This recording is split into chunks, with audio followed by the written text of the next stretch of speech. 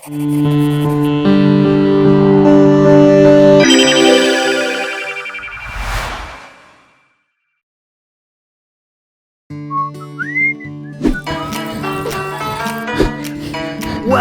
to the most advanced yet simple to use Character Animation Kit. 5 massive products, thousands of features, packed into one.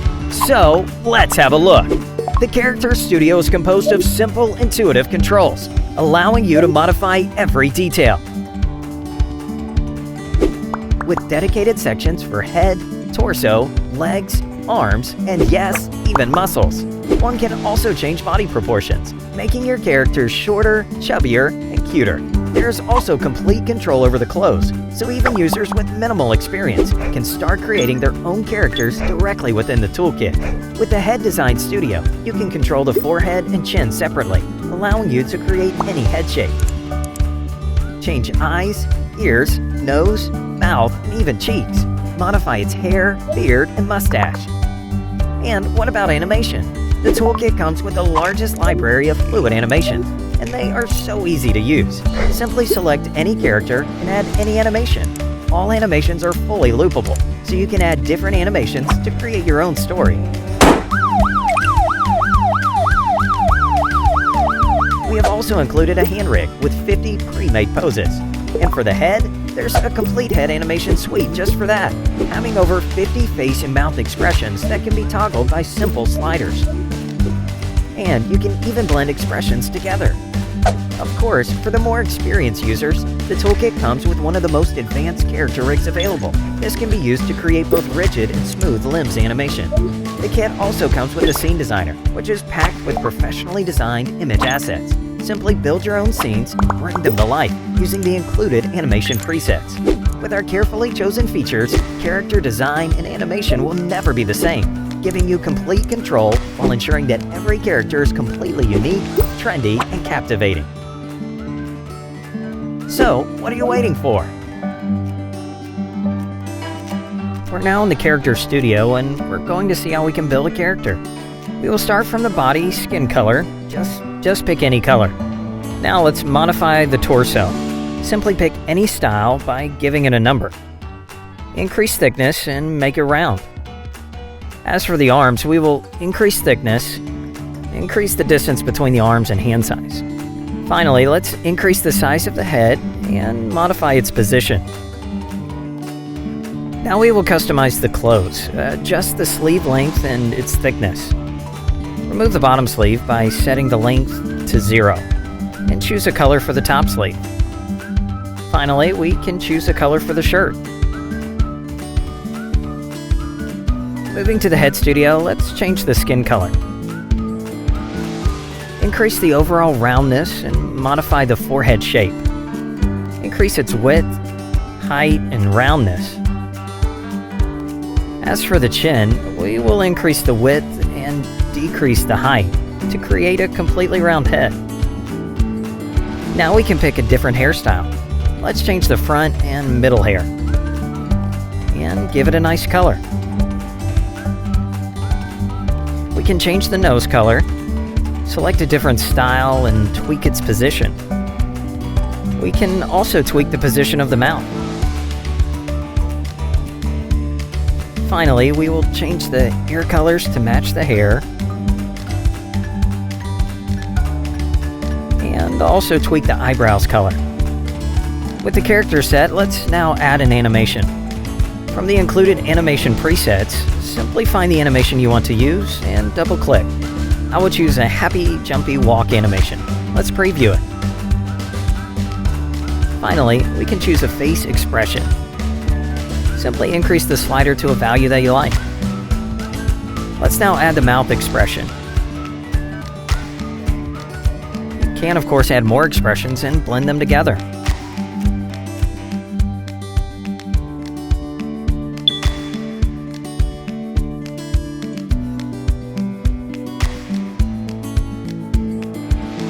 Hi guys, this is Stefan Zamit from NeuroFX.com, and in this video series, we're going to have a look at the Character Animation Explainer Toolkit and all the features that are packaged with it. So, once you download your folder, make sure that you first extract it or unzip it so that you can see all the folders in here.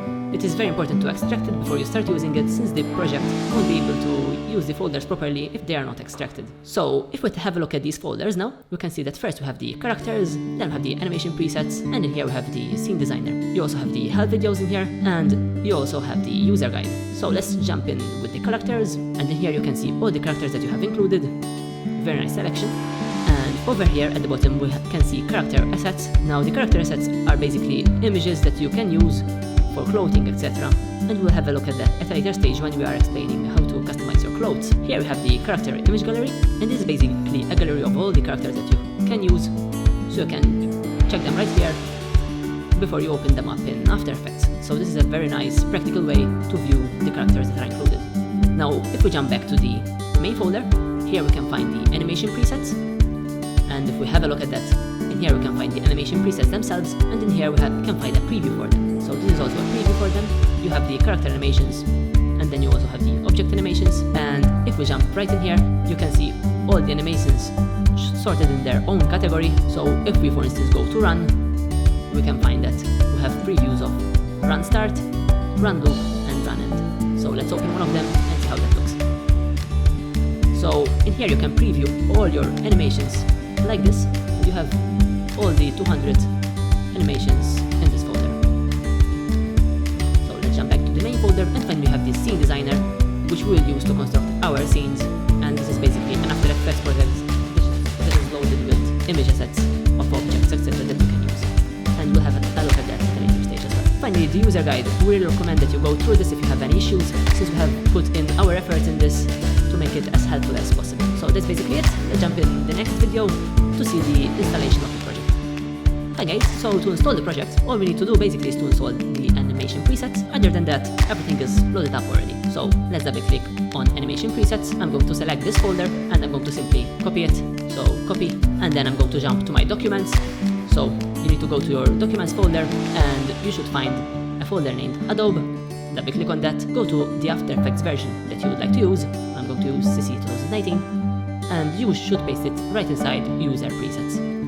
So paste it right in there, and this is basically all the installation that you need to do. You can even do without this installation, but we highly recommend to install these animation presets so that they are right inside of After Effects when you need them. So let's now have a look at one of the characters. So let's open the characters folder, and from here select any of the characters. I'm going to select Tom, double click on it, and double click on the project to open it in After Effects. Now when it is opening, this error would pop up. This is simply saying that it is converting it from an older version of After Effects, since we are using this project in the latest version of After Effects. So don't worry about this, simply press OK. Now this project was made using this very good plugin named Duec, but to use this project on your system you don't need this plugin installed. So in here you can see that we have a warning that pops up saying that we don't have the plugin installed. Don't worry about this, simply press OK, and you can use the project without this plugin. And right here we have the project loaded up, so let's see a bit what is included in the project. If we jump to the project window in here, we can find that we have a folder with the name of our character. If we open that folder, we can find three main things, which are the character parts folder, which we will explain at a later stage when we are explaining clothes. Then we have the character studio and the head studio. Basically, these two compositions are what you really need to care about, since most of the work would happen inside these two compositions. So let's jump to the first one, the character studio, and in here you will find these layers right over here. Now don't let these layers overwhelm you. It is very simple to use them, so let's have a look at them very quickly in here. The first layer is the character studio, and if we go to the effect controls panel in here, we can see the character studio loaded up in here. So when we select the character studio, it would load up inside the effect controls in here. If that is not open, simply go to window, and from here make sure that the effect controls panel is set to 1. So this is basically where you would customize your own character and create your own character from here. Then we have the character animation suite. This is basically the layer that would take care of all of the pre-made animations that we have. Then if we continue down, we have a section for the character rig controls. So this is a section that you would use when you are creating your own animations using the rig. Further down we have the object controls, we have then the skirt controls, and finally we have the character parts. Now don't worry, we will go through each section of these and explain them in their own videos. So if we jump now to the Head Studio, in here we will find the Head Design Studio. So the Head Design Studio is the place where you would customize the head, and then you have the Head Animation Suite, and this is the place where you would add facial expressions and animations, etc. And finally you have the Head Control and the Eyes Control, and these once again are used for animation, and we would explain this as well at a later stage.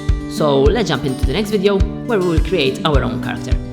In this video, we are going to create our own character using the Character Studio. So to start off, we're going to go to the Character Studio layer and make sure that you are inside of the effect controls, and as you can see, in here you can see the Character Studio loaded up. While making this character, we'll go through a lot of features from the Character Studio. We won't go through all the features of the Character Studio, but we will go through most of them. But don't worry, most of the features are quite self-explanatory. So for example, body skin color is basically the skin color of the body. But if you have any problems with understanding specific features, you can have a look at the user guide where you will find each feature explained in detail in there, so you can see what each feature does by going to the user guide. So to start off, I have an image in here of a character, and I would like to create a character similar to this. So if we analyze a bit this character, we can see that it has an elongated head. It also has quite a wide stomach in here, a wide torso, but the lower part of the torso is quite thin compared to the upper part. Then you have wide arms and large hands. On the other hand, the legs are quite thin, and you have the boots in here which are quite large as well. So let's try and create a character similar to this with these features, and let's see how we can do that inside of the Character Studio. So to start off, I'm going to start by adjusting the torso of this character. Now, I'm not going to try and create that large part of the torso using the torso settings, but I will show you in a second how we can do that. So let's go inside the torso, and if we go inside torso shape, you can see that in here we have the styles, which you can simply scrub through to pick new styles, just like this. In this case, I'm going to select style 3. You can also, of course, give it a number. Ideally, it is a whole number, so for instance, if you want to go to style 5, simply type in 5. In this case, I'm going to type in 3, since I want style 3. Now, then you have the thickness, which will basically describe the thickness of the torso, so I'm going to give it 60% thickness. And finally, you have the round corners. If we make this 0, you can see how the torso is very rectangular, and as we make this to 100%, you can see that it has a completely different look by rounding the corners. Now, one thing to point out is that styles 1 and 2 don't have the round corners control on them. So if you are using style 1 or style 2, keep in mind that round corners won't work with that, but it would work with all the other styles. So let's select style 3 and make the round corners to around 50%. Now, the next part that we're going to see is the belly, and we're going to increase the belly to around 70%, and of course, since it's getting out of the torso part in here, it is being flattened, so I'm going to raise it up. So for the belly height, we're going to increase that to around 85% maybe. And as you can see now, the belly is up here. And then the belly roundness, I like it as it is 100%, so I'm going to leave that as it is. If you want, you can also reduce the belly width by simply increasing this number in here, as you can see. But I'm going to leave that to 0%. Now next, I'm going to have a look at the arms. So let's go to arms, open that up, go to arm shape, and from here you can select your own arm style. I'm going to leave it to arm style 1, but you have around 14 different styles to choose from. So I'm going to leave it to style 1. So next is the size. I'm going to leave this as it is at 95, but you can increase this up to 100, or you can also decrease it to have small hands, small arms, but I'm going to leave it at 95. The thickness, I'm going to give the thickness to around maybe 70,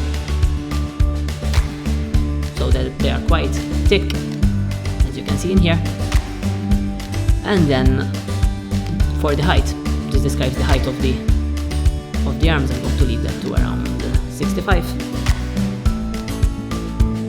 And the distance, if we increase this, you can see that it creates some distance between the arms. I'm going to make that 45 so that it fits within our torso correctly. Finally, I'm going to adjust the hands to be quite larger, so let's make them at 80%. And there we have it. Now we're going to jump to the legs. So let's go to the leg shape, and I'm just going to adjust the thickness so that they will be a little bit thinner. So let's make them for maybe 15. Of course, in here you have similar features as you have in the arms. So I'm going to everything as it is other than that. And basically the general shape of the character is done. If we look at this character, it's quite similar. Maybe what is different is this part of the arm, but we will see how we can tweak that as well. So actually I'm going to move maybe the head a bit to the left. So you can do that by using the head position here, and I'm going to move it a little bit down. Now we can tweak as well the clothes. So I'm going to start from this collar in here. I'm going to make it round. So go to torso, neck collar, and simply increase the round corners on that neck collar so that it's quite round. As you can see, if we zoom up, now it's completely round. We can increase this neck collar to around 35% as well. And this works great. Now next we're going to go to the sleeves. So let's go to arms, sleeve top layer, and let's decrease the length of these to around 25%. As you can see, we have the bottom layer that we need to adjust as well. Let's now maybe increase the thickness of these as well. So let's make this to around 50%, the thickness of the sleeve in here, and then let's jump to the bottom layer, and that we're going to make to around 30, so that it just shows a little bit from under the other sleeve. Now as you can see, when we have adjusted the arms, you can see that we have this joint which isn't 100% correct in here, and we'll have a look at how we can fix that very shortly. Next thing would be the waist in here, the waist height. So let's go to legs, and from legs go to pants, and then we can find the waist right in here. And maybe let's make it of a height with around 20%. And there you have it. We can of course increase this to create a waist that is quite up, but I'm going to leave it to 20. So that's for the pants waist. And then finally we can go to the pants top in here and maybe reduce it a little bit so that the socks show up more. So open up pants top layer, and for the length we're going to give it 75%. There we have it. Close that up. Now let's adjust the socks. I'm going to reduce them a little bit in length to around 15%. And finally we can maybe adjust the shoes. We can maybe increase a little bit the feet size. So let's see, 45% maybe. And we can also select a different shoes from here. I'm going to select style 1. Now finally, let's arrange the joints in here. So go to rig controls, and from here we can tweak the joints. First of all, I'm going to tweak the joint roundness so that this joint is more round. Let's make this to around 50. And as you can see, it's now much more round. And finally I'm going to tweak this joint in here of the arm, so the elbow joint. And what basically this thing does is that it fixes this issue with the elbows when using the rig. So if we give it a 0, it should be fixed. Of course, if you are doing your own character, play with this number until you can see that you have a nice elbow in there. The same thing is available for the legs, but to see that you might need to raise a little bit the legs. So to raise the legs, I'm going to show the rig controllers, then pick up one of the leg rig controllers that would show up the leg right over there, as you can see, and in this case the joint is good, so I'm going to leave it as it is. So let's undo this, and now if we have a look at the character once again, we can see that it's very similar. The main difference is the head, which we will take a look at how we can change at a later stage. There's also the colors which we can arrange right now. So let's arrange the colors. Let's start with the body skin color. You can simply click on that and give it any color from here. I have the color codes written, so I'm simply going to copy them and paste them right over here. So press OK, and there you go, the body skin color has changed. Then I'm going to go to the shirt, and let's adjust this color. Of course, for the shirt you can also remove the shirt, which is quite a nice feature as well. So I'm going to leave the shirt on for now and give it a new color from here.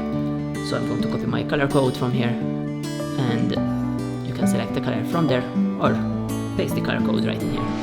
So press OK, Next, let's go to the arms and tweak the shirt sleeves. So arms, sleeve top layer, shirt color, and give it the code. Okay.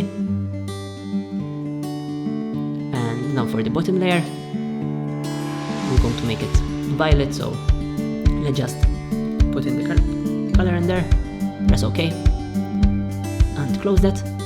Finally, we have the legs, so let's go inside legs, let's go to pants, and the pants is separated in 3 sections, which is the top layer, bottom layer, and the waist. In this case, the bottom layer is hidden under the top layer, so we won't need to change that, but for the waist, we're going to give it a new color. Okay. Next top layer, just like that. Finally, we can change the socks, and I'm going to give them this orange color. Now, as you can see, the socks have this pattern in them. If we zoom up in here, and that pattern you can control from here. You have the pattern properties, you can control the color, size, rotation for it, for example, etc. And you can also select a different pattern. So you have 3 different patterns to choose from.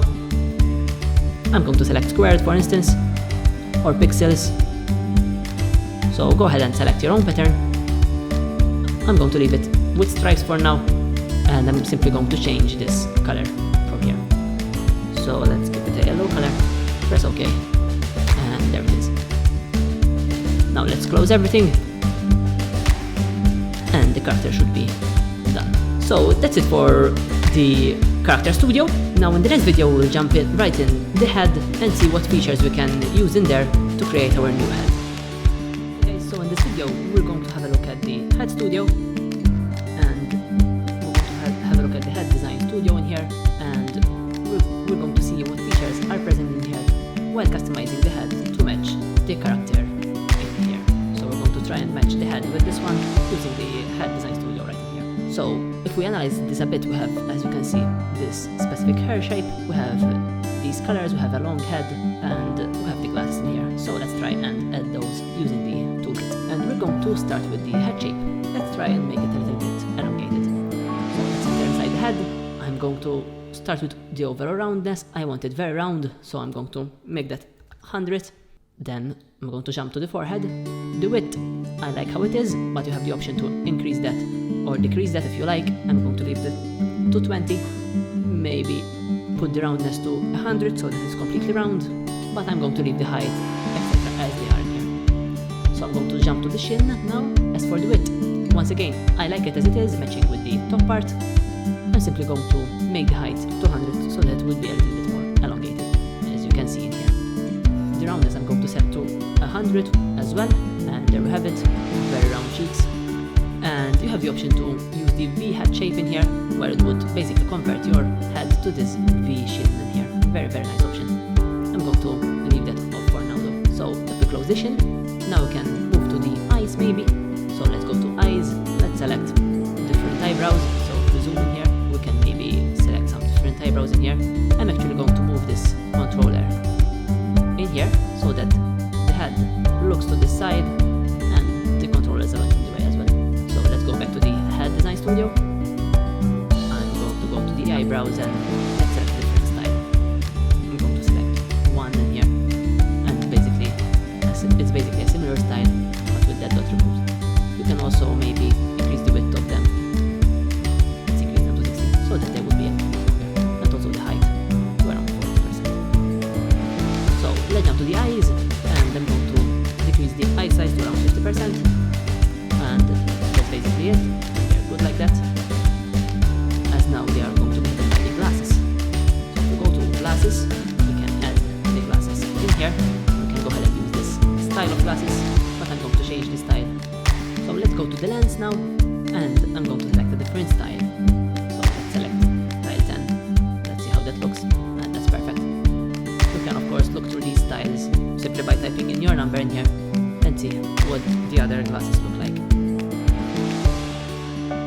But let's leave it to style 10. Now we have a small issue in here where the glass center in here and the sides is not 100% matching with the glasses that we have, with the lenses that we have in here. So let's fix that. But before, let's tweak a little bit the size of the glasses. I'm going to make them, let's see, 100 or maybe 90%. And the opacity, I'm going to make the lenses 100%. Or let's say 90, so that I can see slightly the eyes from underneath. The colors I like, so I'm going to leave that as it is. Now let's jump to the frame. Let's go first to the frame center, which is basically this part in here. And we can specify the height for it in here. So I'm going to make that to -10.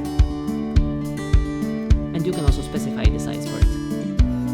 So you can increase and decrease it, as you can see. I'm going to leave it at around 10. Now, for the frame size, we once again have the height. I'm going to make it the same as the center to -10. And for the color, I'm going to make this black. Or this color to match the rest of the glasses. Now the second color is useful when you have certain lens types. They might have a frame with 2 colors. In this case, this lens have only 1 color, so I'm going to leave it as it is. So let's close this. Let's open the ears, ear properties, and from here we can increase maybe the size to around 60%. I like the settings as they are, the other parts, but maybe we can change the ear style to, let's see how style 14 looks. And that's quite good. I'm going to leave it to style 14. That's good. Let's close the ears. Now let's jump in the nose, and we can maybe tweak the nose size. Let's make it 50% maybe. That's quite large, but we can see changing the style how it would look. So let's change the style to, let's say, style 26. And maybe we can raise it a little bit up, since 35. Now for the hair, we have the color properties in here, which we'll tackle in a moment.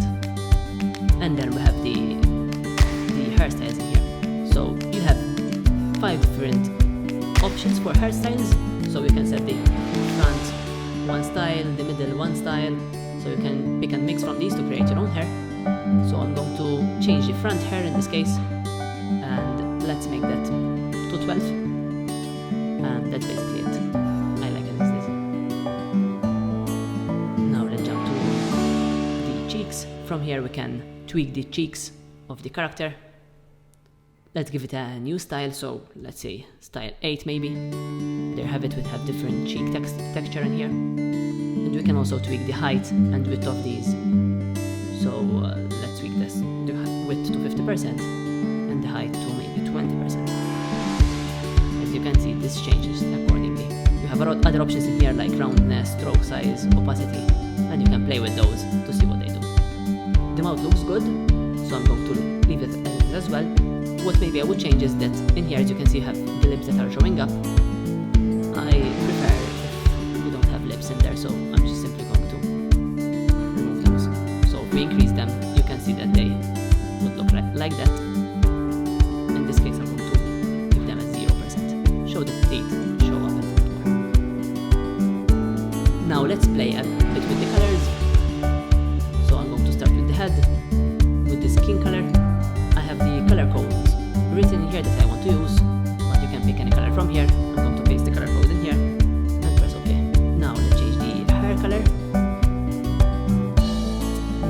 And if I go to color properties, I can put the color in here. So simply pick your color. I'm going to paste the color code in here. Press OK. Close that up. And maybe we can tweak also the eyebrows. So from eyes, eyebrows.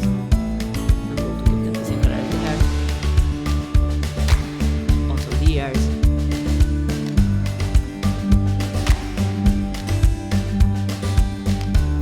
And this forehead texture in here can change as well. Let's make the nose color. And if I select that a little bit more, that's good. Now for the nose, I'm going to give it this color, click OK, and finally for the cheeks.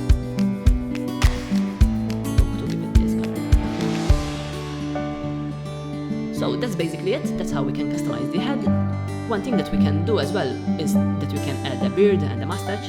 In this case, this character over here don't have a beard or a mustache, but I'm going to go ahead and add a beard on mine and a mustache to show you how that would work. So let's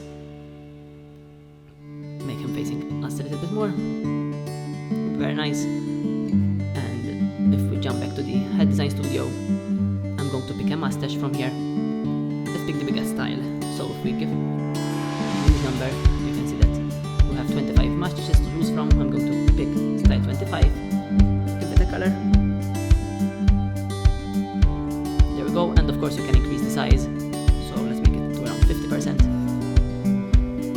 And we can also find a beard that we like from here. So we can select a beard style. Let's see, 5. That's quite nice. Give it the color. We can of course tweak the size of the beard from here and tweak the position. There's also a switch in here to switch to a full beard. Now this switch would work with some styles but would look off with other styles. So in this case, with this style, if we toggle it on, you can see that it doesn't make sense, since this beard is mostly used to wrap with the chin. So I'm going to keep that two off, but there are certain styles. So if we use a different beard in here, for instance this beard, if we switch to full beard, as you can see, this might make sense in here if we decrease it in size, for instance. So this is why this button is in here. Let's go back to this beard size right in here, and that's basically it.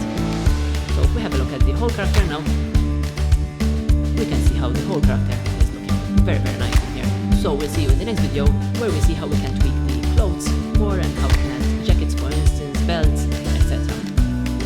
So now that we have the character ready, we're going to play a bit with the clothes and see how we can add the clothes on our character.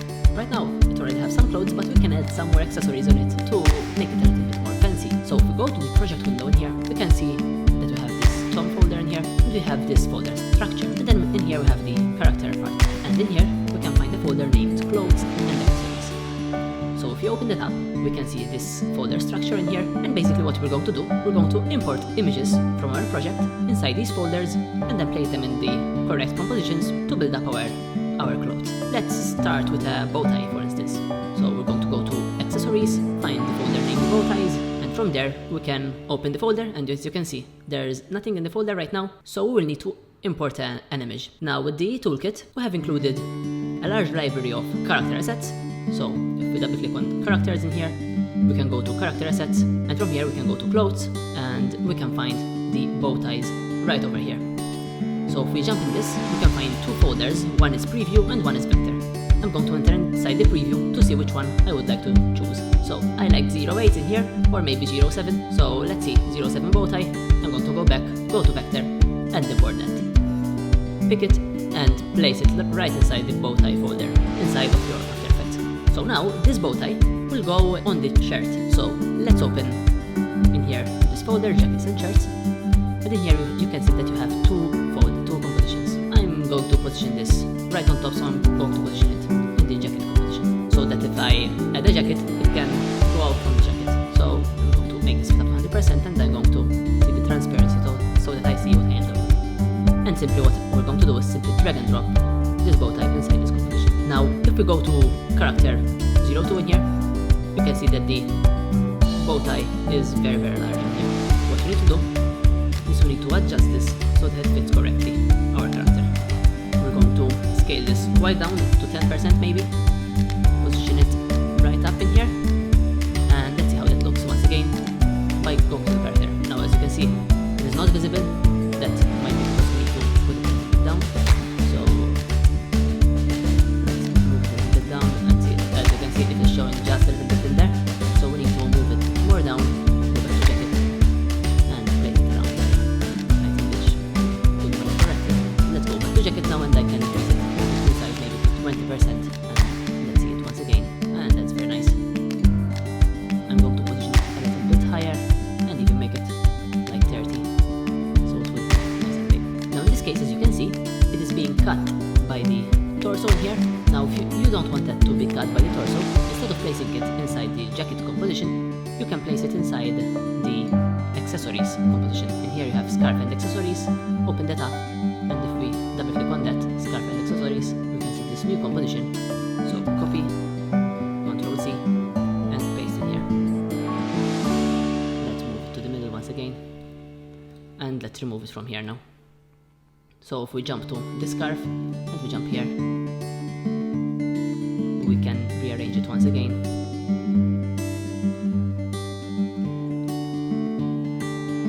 And as you can see now, it is getting outside the torso without problem. So if you would like it to pop up a little bit out from the torso, simply place it inside this composition, inside the scarf and accessories.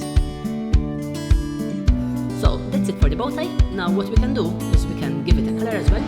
So to give it a color, simply go to Effects and Presets in here, type in Tint, and simply find this effect named Tint and drop it on the bow tie. And now for the black, you can simply pick any color. So let's give it that orange color. So I'm going to get the color code for that and paste it in here. And there we have it.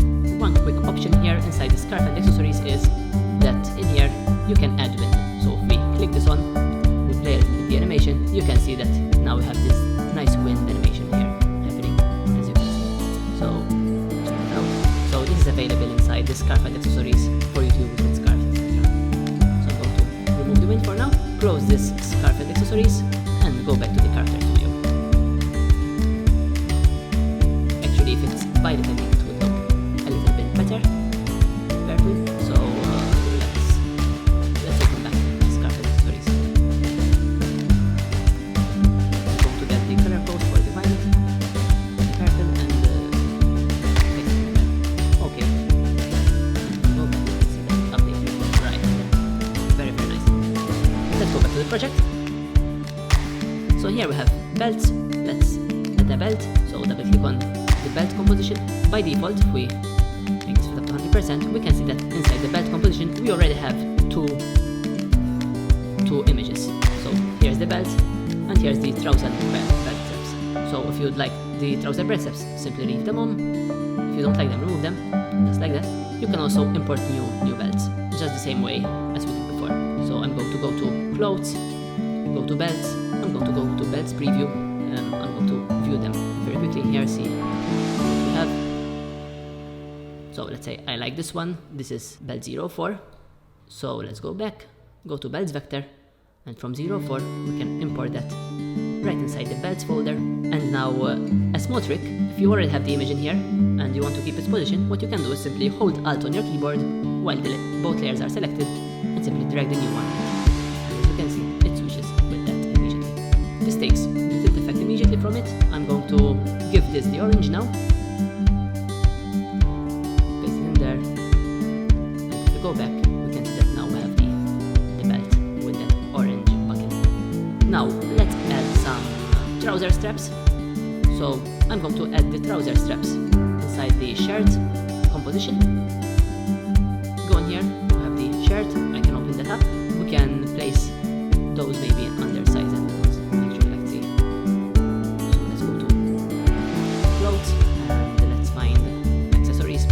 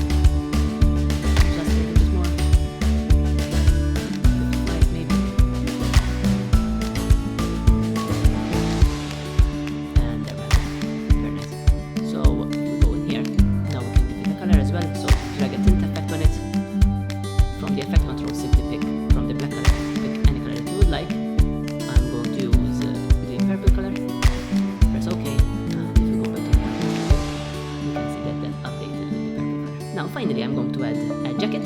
So the jacket, of course, would be placed inside the jacket composition. You can find it from right here. So under jackets and shirts, once again, let's jump back to our folder in here. Go to clothes, jackets, and if you go to the preview, you can select a jacket that you like. Now, only mind this middle part in here, how it will look. So let's see.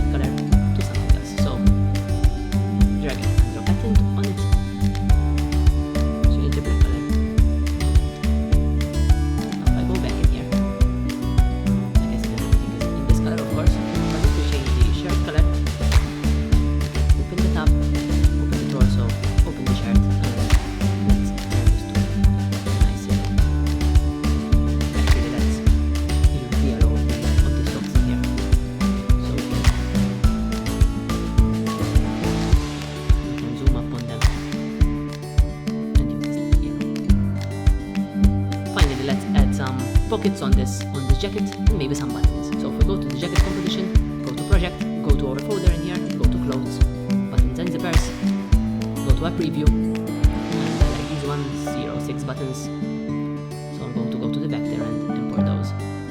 Wait for it to load, and drag them right over the jacket. Press S4 scale to scale them down, and I'm going to place them over the jacket in here. Put a tint on that, and let's give them the yellow color that we had before. And there it is. And if we go back, now we can see the buttons, and finally let's add a pocket right over here. Let's go back to jacket. From here we can go to clothes, pockets preview, and see something that I like. I like this one, pocket 21. So from vector, let's go jump to the project window in here. And of course it is best to organize these inside the folders in here, so that you have everything organized. Drag it inside the jacket composition, press S4 scale, and you can place it wherever you like, even rotate, click R on your keyboard.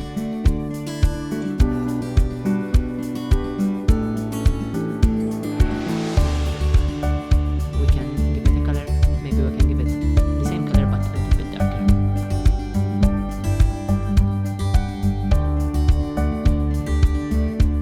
So now I'm quite satisfied with the look. If I go back in here, as you can see, it's quite nice. You can of course continue adding more clothes. You can even add different accessories like earphones, necklaces, etc. and even add different things on the legs. One last thing that we're going to add is we're going to add a watch on his arms. Now for the arms, we have a specific place where we can add basically arm accessories. We have a composition named Arm Accessories Suite. If we enter into that, we can see that we have this control layer, and from it we can design our own accessories. Let's create a watch that we like from this one. So this is something that I like. I'm going to pick the color of the shirt, or let's pick the color of the sleeves maybe. Just press OK, and you can tweak the colors like this. So let's maybe pick the color, the orange color, like that. Maybe pick the yellow color for this part. Of course, there are a lot of different options from here. You can select anything that you like from here. I'm going to select this watch, and let's close these compositions for now. And if we go back to the Character Studio in here, we want to place it on this hand, on this right hand in here. So if we go to the project window, we can go to character parts, go to arms, find the right arm, open that up, find the right arm from here, simply double click on it. As you can see from here, you can see that that is already loaded up the arm accessories inside here. Simply turn that on, press S4 scale. Now we can close this, close arm accessories, and if we go in here, we can see that the watch is loaded on its hand. So that's it for the clothes. Go ahead and experiment with it and make your own clothes. You can use all those accessories to build up whatever you like inside the toolkit. So throughout the previous videos, we have seen how versatile the toolkit is, and that basically you can create any character using the Character Studio and the Head Design Studio. But of course, there might be some users that would like to use their own characters, their own designs that they design in external applications, and import them inside the toolkit. This is possible. Of course, keep in mind that this would limit a bit the functionality of the toolkit, since the toolkit is mostly intended for it to be used with its own Character Studio. So for example, the Character Studio won't work if you import your own custom characters, since you are not using the Character Studio itself. So with that said, let's start off by importing our own characters and see how this would work. So in here I have a folder with my custom character images, and this is actually a character that was saved from the toolkit itself. Make sure that if you're using your characters, you have these images. You have an image for the hand, an image for the head, an image for the left arm, for the left leg, for the left foot, for the right arm, for the right foot, for the right leg, and for the torso.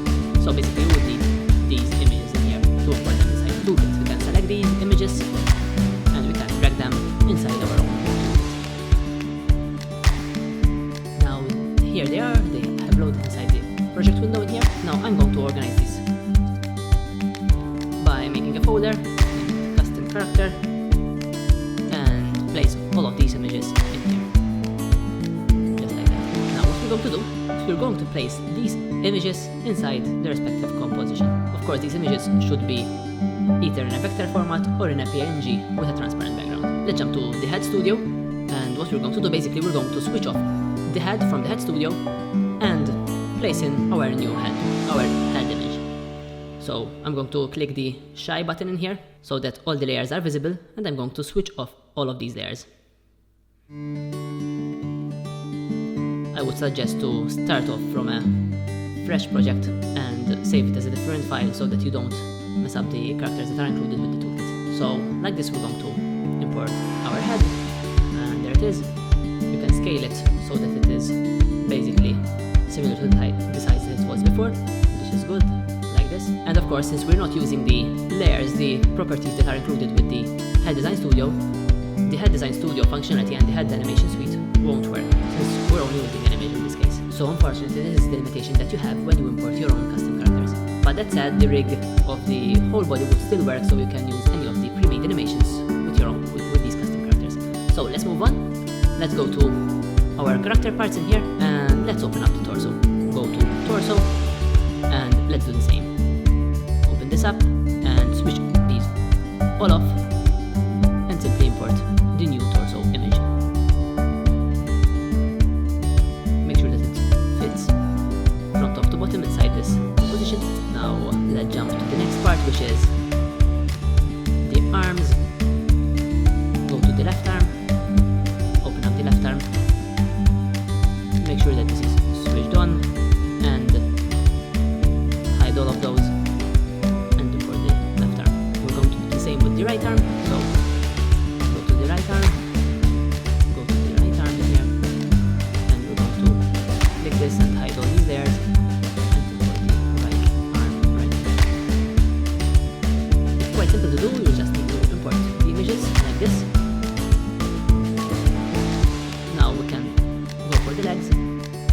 Let's start with the feet. We have the left foot. And show that. And remove all these layers. And import our left foot on top. Then we have the right foot. And do the same.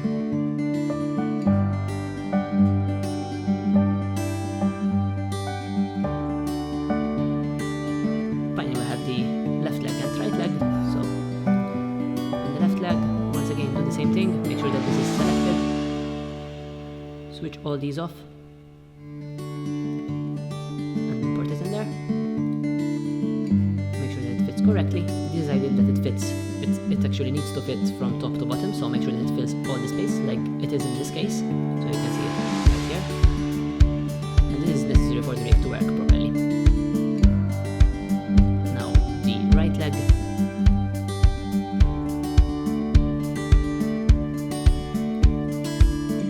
Import that and make sure that you switch off all the layers. Now what is left is the hands. So if we close all these, close the torso, you can see that if we wait for it to load, the new character is loaded up right in here. Of course, right now, since the torso has changed, the arms don't fit, but we can use the Character Studio in here to make them fit. As you can see, there will still be some usability of the Character Studio, but of course it will be limited since you're not using it directly. Let's first add our own hands and move these. So to do that, we're simply going to find the right hand from the layers in here. So from character parts, we find the right hand, which is this one.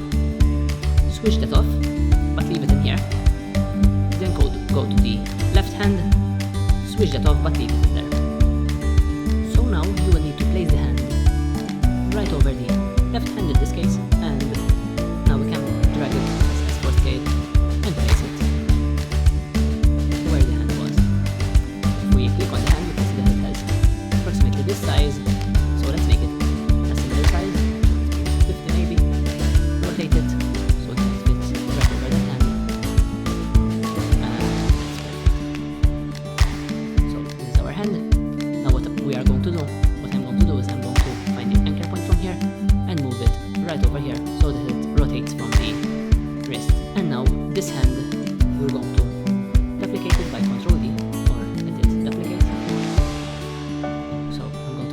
already on my keyboard, and I'm going to place this right over the right hand.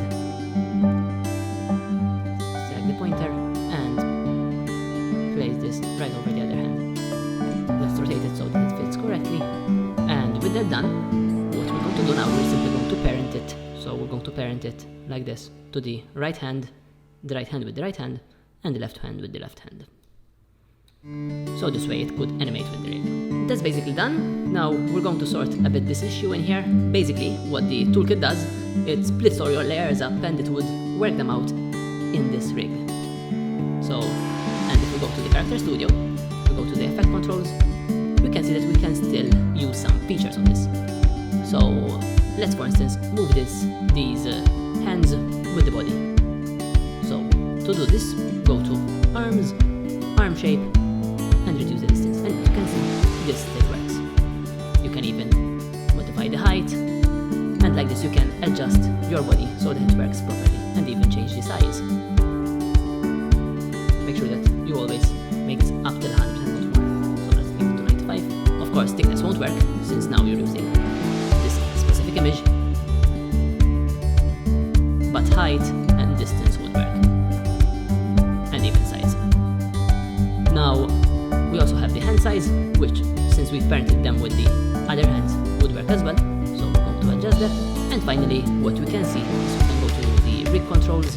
As you can see, this joint is not correct in here, so what we're going to do, we're going to go to the tweak elbow joint, and let's move this number to see how it works. So we're modifying the right elbow. Let's give it 100. You can see that it worked quite well. And let's give the left elbow the same number.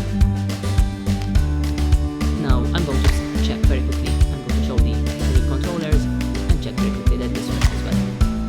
So as you can see, we have a small issue here as well. And to fix that, we're going to go to the Character Studio and go to the tweak knee joint. Let's see, a value of 0, and that works well. And we're going to place this back to its original position, just like that. And go back to the Character Studio and hide the rig controls. So like this, as you can see, you can import your own characters and then you can use the toolkit to animate them. You also have controls for the head. You can, for instance, increase the size in here. So you would still have some usability of the Character Studio, but it would be limited since you are using the images directly. Hi guys, so in the previous video we have seen how we can use our own custom characters with the toolkit. The problem with custom characters is that we are bypassing the Character Studio and the Head Studio and using our own image assets. Of course, that would mean that we would lose all the features of the Character Studio, so there may be some users which would like to still use the Character Studio and its rig and the head animations, etc., but would like to add a level of customization that is greater than what the toolkit offers. So for instance, you would like to add a new hairstyle to the character or add different handshapes. You can do this by adding your own handshapes that you design in external applications. So let's see how we can do this. Let's start for instance with the hair. If we open up this folder and go to character parts, inside head we can see these following folders. Now basically you can import your own custom objects for all of these apart from the eyes and head shapes. And even the mouth, you cannot import the mouth since you would need to use the mount that is included with the toolkit to use its features basically. So let's take the hair as an example. Let's open this folder and let's say I want to adjust this front hair volume in here to be something else. So I'm going inside the front hair volume in here, and as you can see we have the front hair opened up in here. Now let's toggle the switch, and what I'm going to do, I have a folder here with some custom assets that I have designed, and I'm going to import the hair inside this folder. Now once this is imported, all I need to do is simply drag and drop it over the hair in here. Make sure that you click this button so that you see all the other hairs, and drag and drop it over there. Now I'm going to press S for scale, and I'm going to scale it so that it fits right over this one.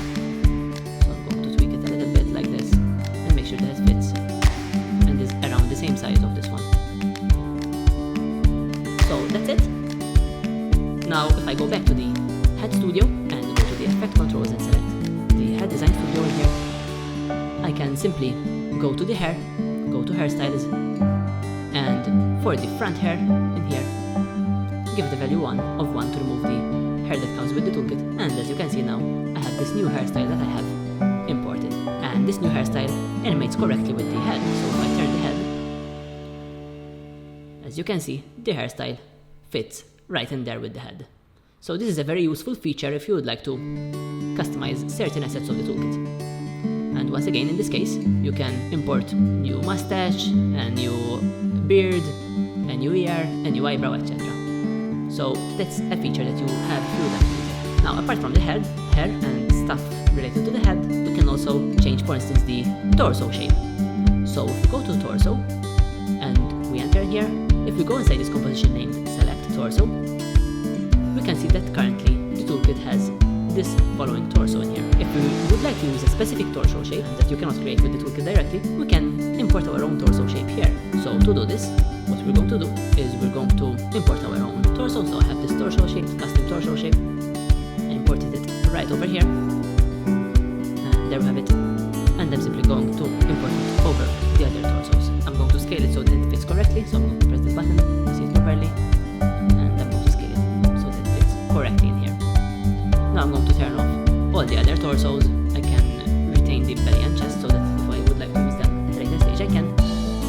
And now I can go back to the character studio. Now, of course, right now you're not seeing anything changed.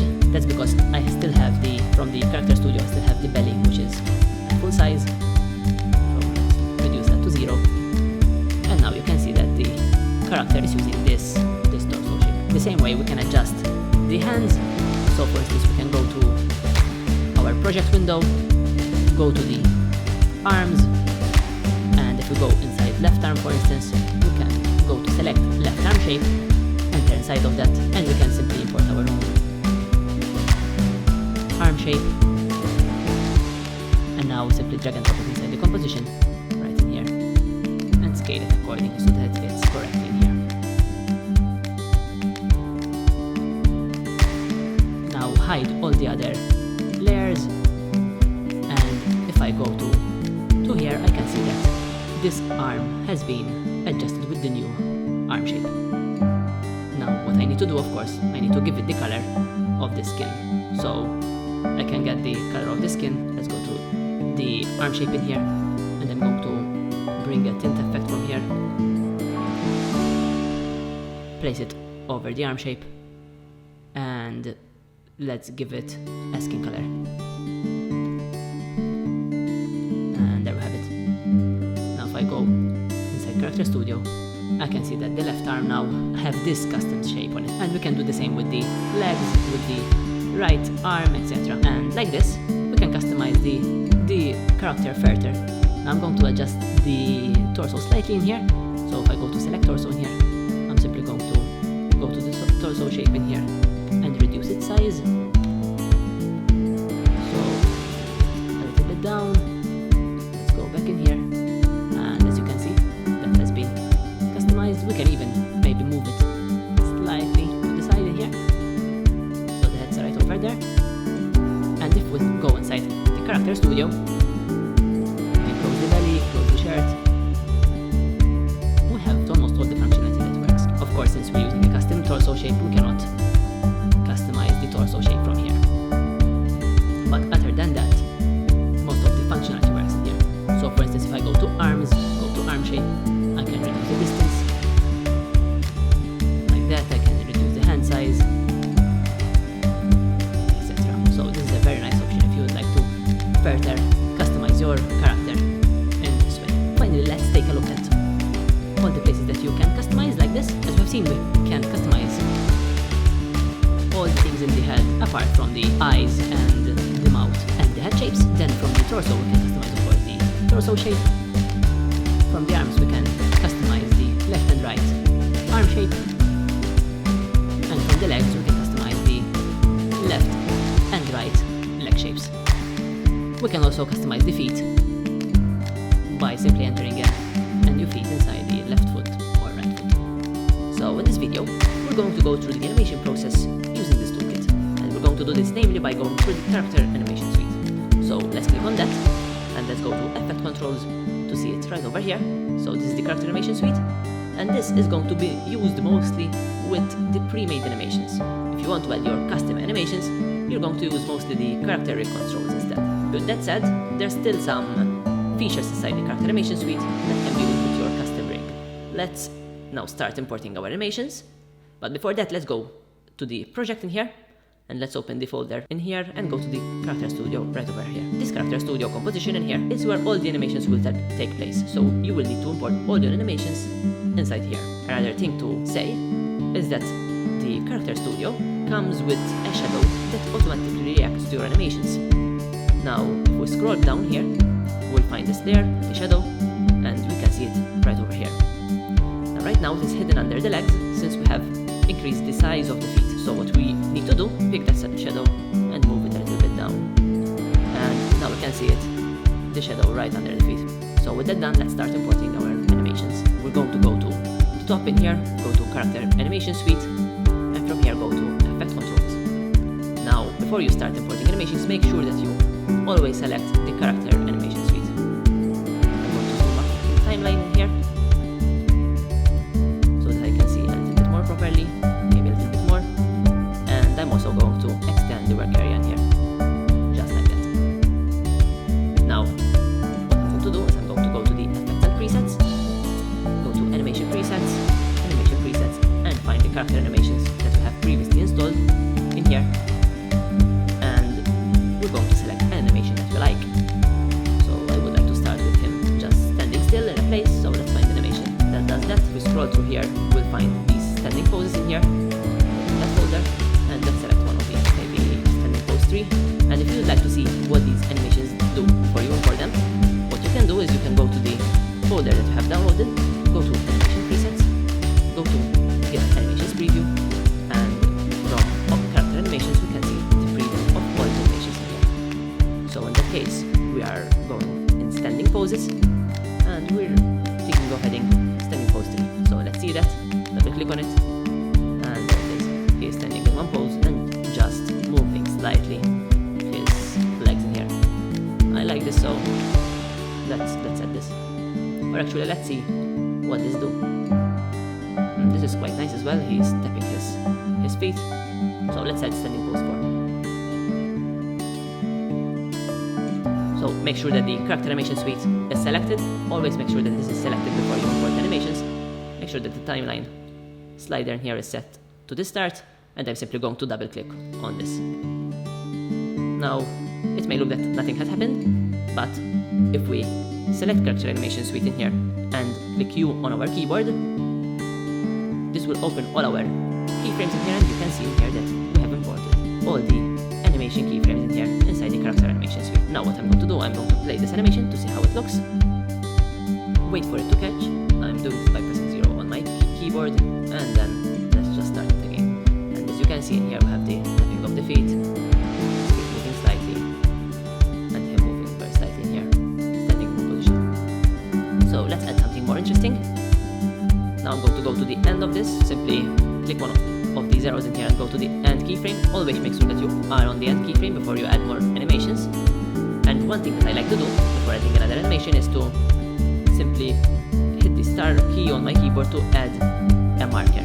So with the layer selected, add a marker. This way I would know where this animation starts and ends, and I can even add the marker key at the start in here. This way I can really know where each animation starts and ends. The end of this once again, and let's add another animation. So let's make him walk now. Make sure the Character Animation Suite is selected, and let's find the walk animation. We'll scroll down here, we'll find the walk animation. Let's add a walk start. This will start the walking cycle. Double click on that. Go to the end once again. Let's add another marker in here by pressing star on my keyboard, and you can also right click and add marker. With that done, I'm going to select Character Animation Suite once again and go to Walk Loop. And it's the loop. Let's go to the end keyframe in this. Make sure that you are in the end, and I'm going to make another loop. Make sure Character Animation Suite is selected.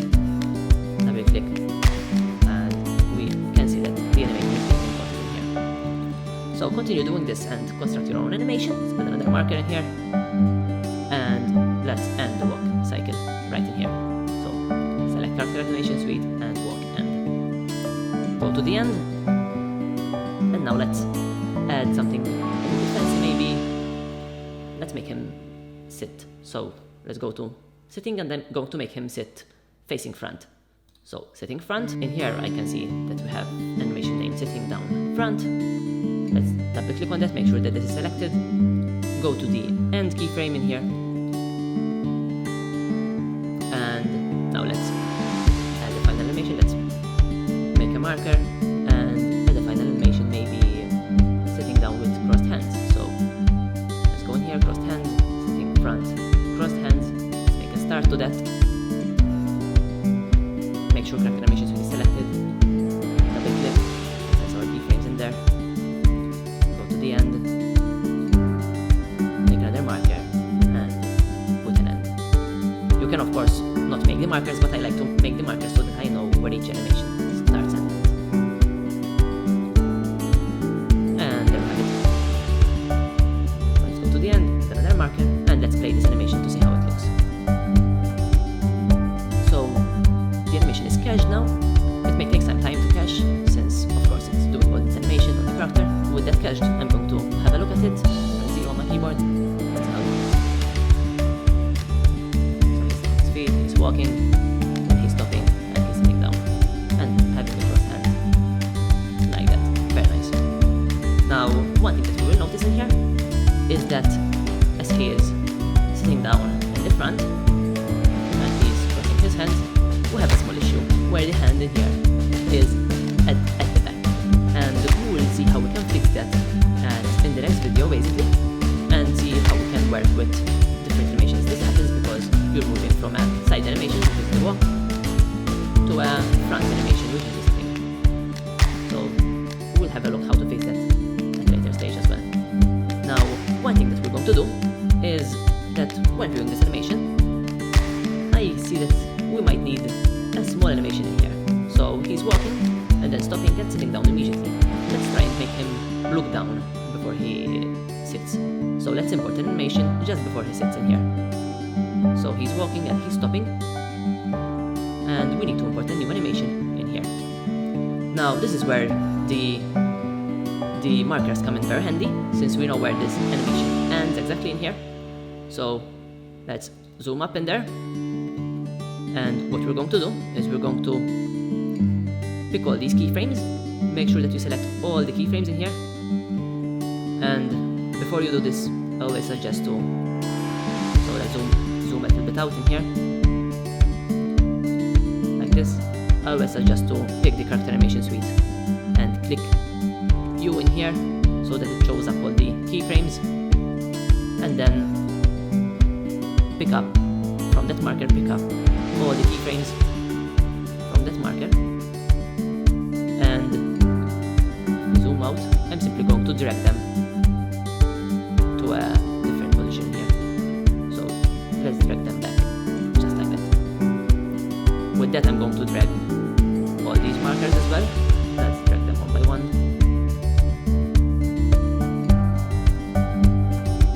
And position them where they were basically. So with that done, now what we're going to do is we're going to go to the last keyframe of this part, where we, so let's make sure that we are on that keyframe, where basically it stopped walking, and we're simply going to find another animation that where he is looking down. So let's see. And here we have looking down animation, so look down, make sure that the Character Animation Suite is selected, and double click on that. We'll enter your animation in here. Also make sure that when you put the keyframes back in here, when you drag these keyframes back, they are back enough for the animation to fit.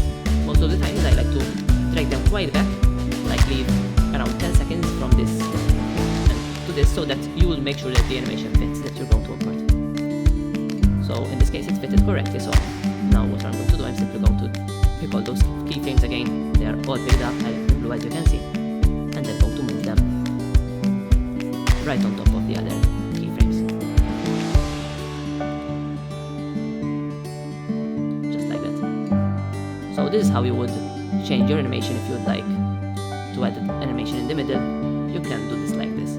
Of Of course, it would be ideal to set it right from the beginning, so I would suggest to write your animations down that you want to enter, and then simply enter them one after the other, since that's the fastest way, but you can adjust these at a later stage, as you can see. Always make sure to have these markers so that you know from where it starts and ends each animation.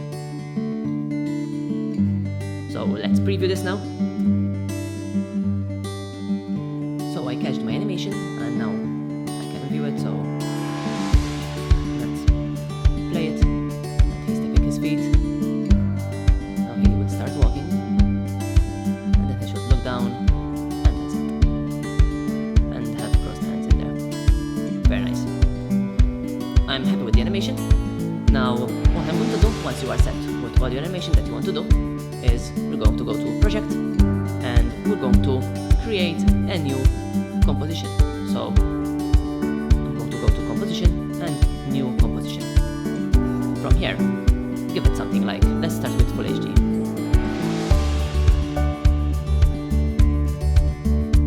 So let's start with Full HD, and maybe increase that to 2500. So press OK.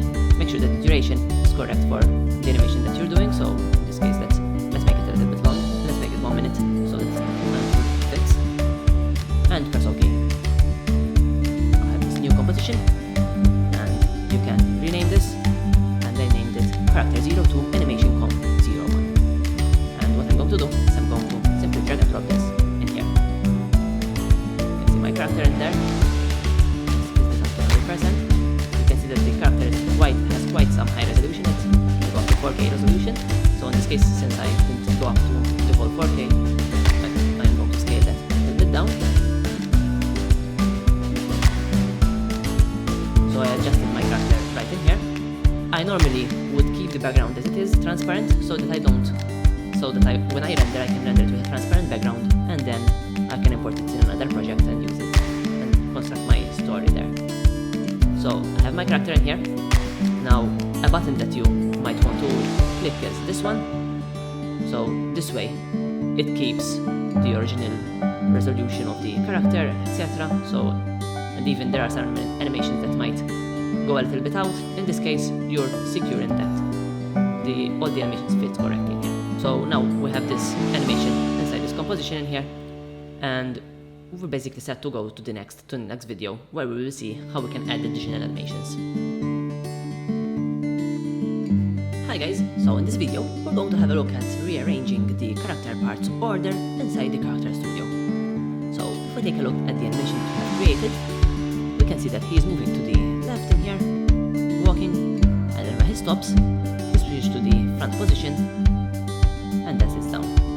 And there is a small problem where this hand is behind his back when it should be in front. So as you can see, when he's having his hands crossed, this hand is showing behind his back rather than at the front. So we would want to fix that. So to fix that, we're going to go inside the Character Studio here, where we have all the animation. Let's close the Character Animation Suite, and let's see everything here. So if we scroll down, we'll find a part named Character Parts, and these are basically all the character parts that are used in the character. So as you can see, you have the head studio, then the right hand, etc. And basically these parts will show up in the order that they are in here.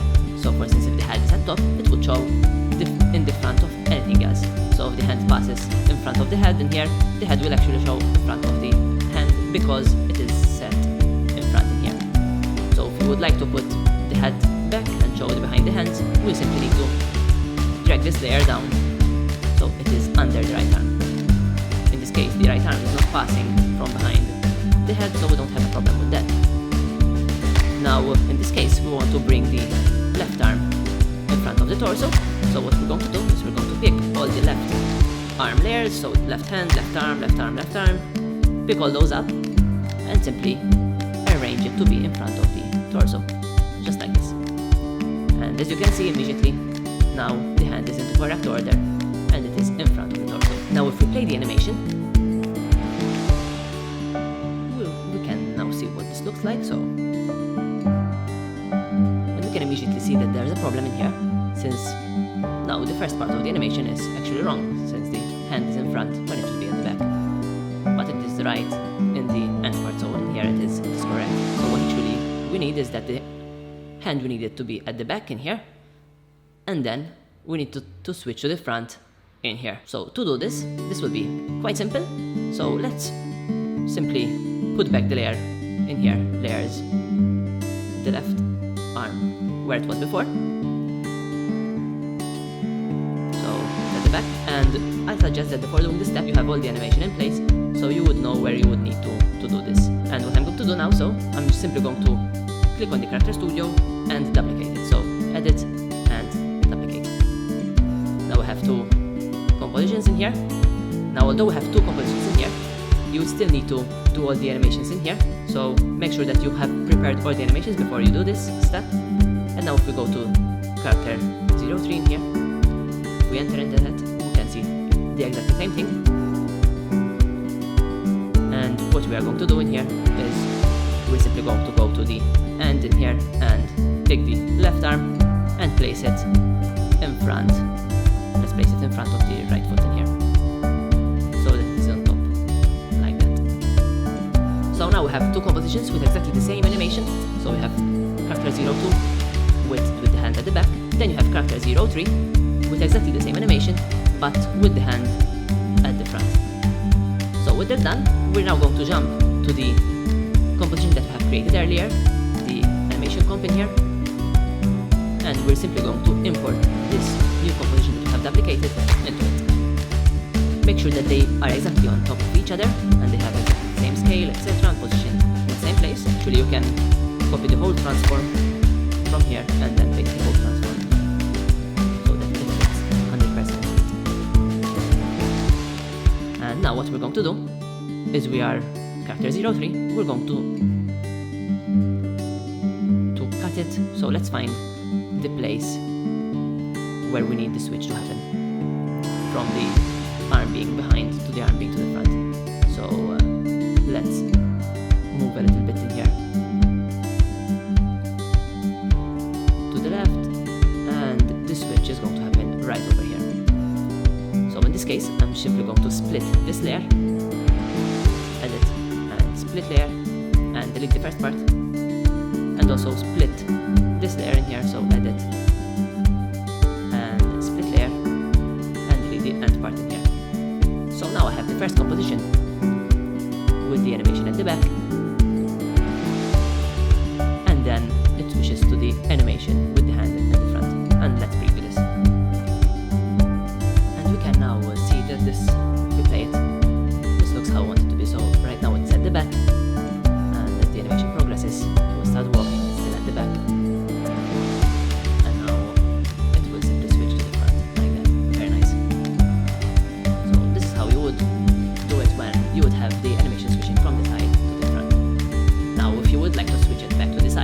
For instance, the character, you would like to put another animation that sits up again and starts walking to the side again, for instance, you can simply split this again and move back to this one. Always make sure that the start of this animation is completely at the start.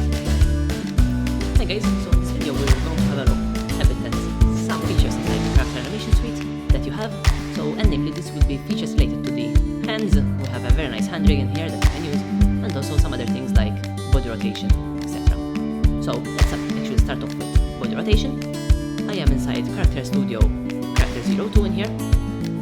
This is of course the first place that we inputted our animation. Now, right now the belt and the whole torso is facing forward when I would prefer it to be facing to the left in this case while he is moving. So we can do this simply by rotating the body rotation.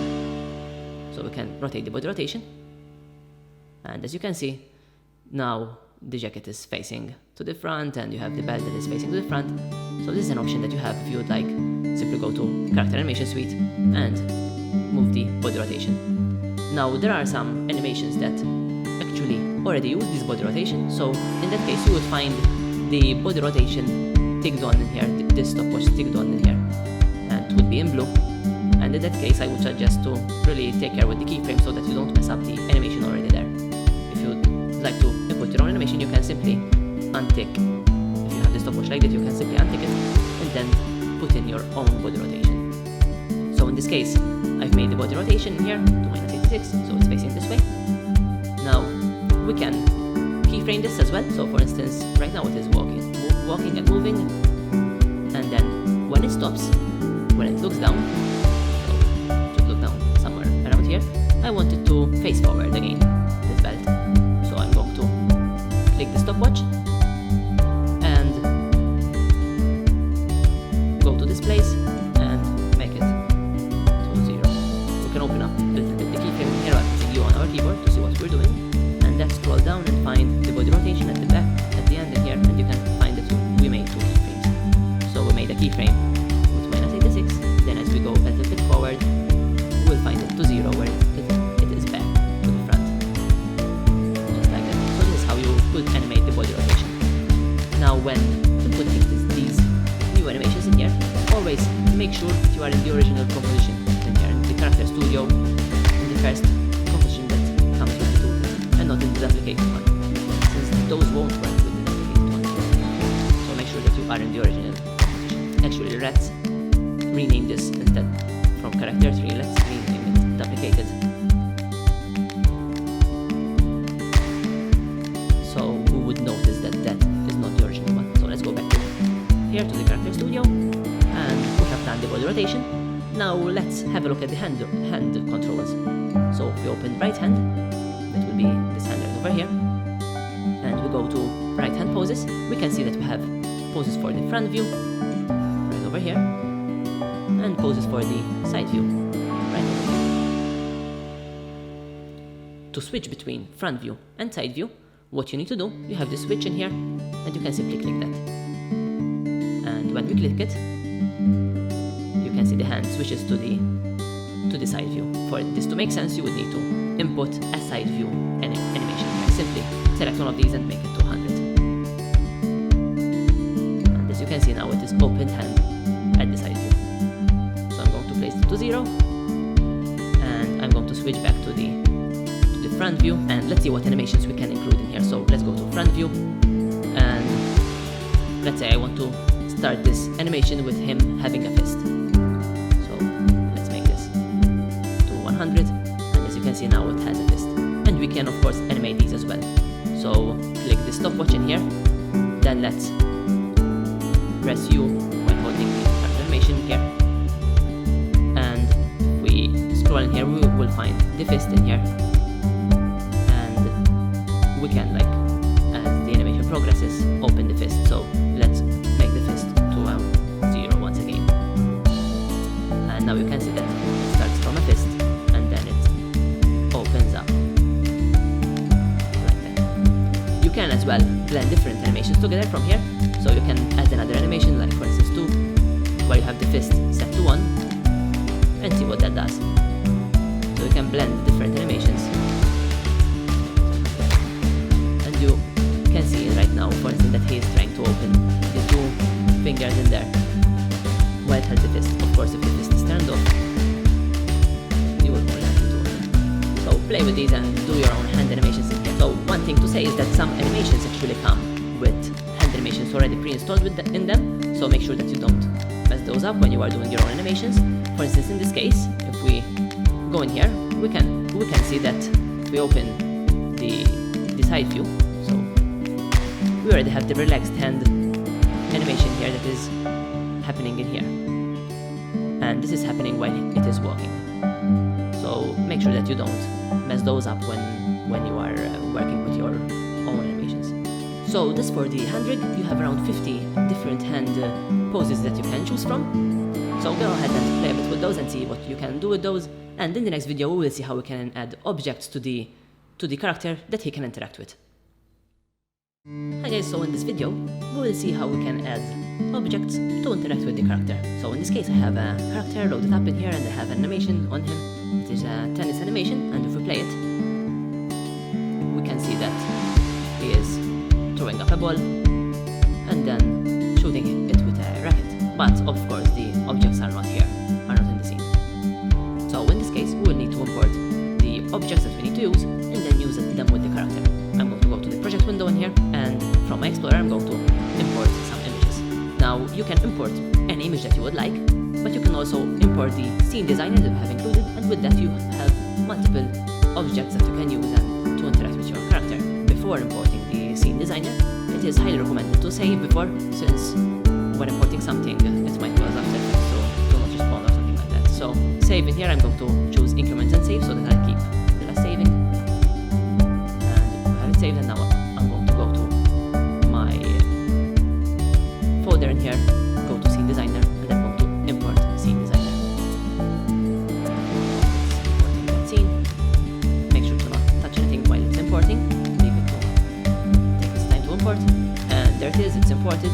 And now if we open up scene designer, we can find the scene design objects in here, open that up, and you can see that we have a lot of different options in here to do stuff. I'm going to go to sports, open that up, and in here we have balls, so we can choose a ball from here, and we can double click on these to see what they are. I would like to use this ball 2, close these, and then I have a racket in here as well. Let's go back to the Character Studio, right in here. Zoom up a little bit in here. I'm going to close the Character Animation Suite. And now let's go to the character parts and make sure to place these in their place. So for instance, I want the ball to be in the left hand in here. So let's drag the ball right over the left hand. So the left hand in here. Let's drag that right in there. So as you can see, it's quite large right now, so we simply need to scale this down. So press this on your keyboard, scale this down correctly. Let's make it around 10% and position it over the hand like that. And now we're going to import the racket, and that should be right behind the right hand. So let's find the right hand, and I'm going to place it right behind the right hand in here. It's actually good in size, so I'm going to leave it as it is. What I'm going to do is I'm going to put the anchor point of this so that it is right on the arm in here. So pick the anchor point tool and place it on the arm so that we pick it from here. Pointer back, and let's position it in the arm. We simply need to rotate it now so that it fits correctly. So press R on your keyboard and rotate this. Now these are in place. Now what you need to do for these to follow the hands is to simply attach these, link them, basically parent them to the object controls in here. So in here we have a section named Object Controls. So the racket right in here is going to be parented to the left hand object, to the right hand object actually. So let's get the racket and let's parent that to the right hand object like that. And the ball,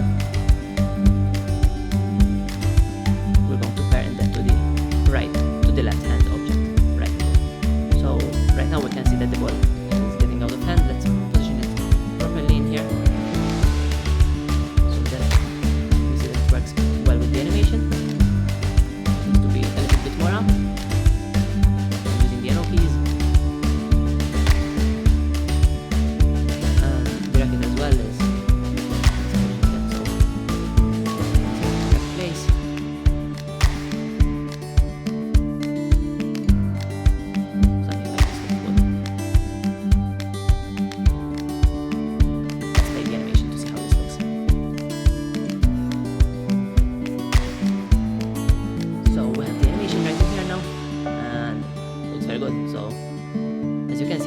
Objects are interacting with the character like that. So that's it for the objects. There's one last thing that I would like to show you, is that sometimes I would like to, for instance, make the objects pop in while just before the animation starts.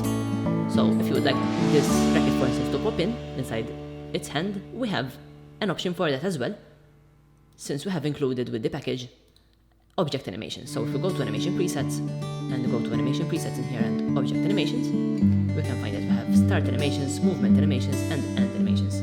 Now we'll have a look at these at a later stage as well, where we will be explaining the scene designer, but let's see how we can use them inside these objects. So let's pop in the racket.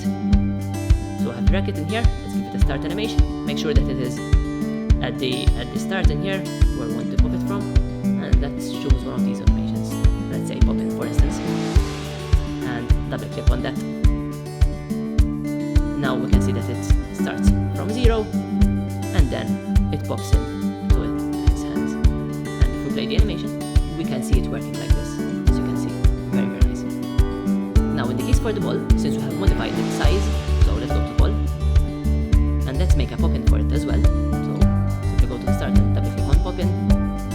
We can see that the size now comes back to 100. To fix this, simply click U, select the ball and click U, find the last keyframe in here, which is 100 in this case, and put it back to 10. So make sure that only the last keyframe is selected and put it back to 10 in this case. And that will fix it. So let's play it, and that's how this looks. As you can see now, they are popping in. And we can also, in the end, maybe add an end animation where they pop back out. So let's go to the racket and go to the back in here where everything stops. And from the racket in here, we're going to go to end. And let's see. Let's give it something different, like for instance, rotate and pop out. And that's how this looks. Make sure that the timeline is where you want it to be. Double click on that. Now, in this case, immediately you can find that if we go on U on our keyboard, we have lost the rotation here since we have dragged in the rotation. So let's undo this and see the rotation that we had before. I'm going to copy this and now import back that animation that we just did and simply paste that animation on the first keyframe in here before the animation ends.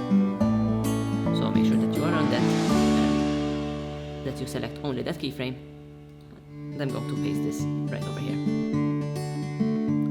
So like this, let's play the animation and we can see the end animation here.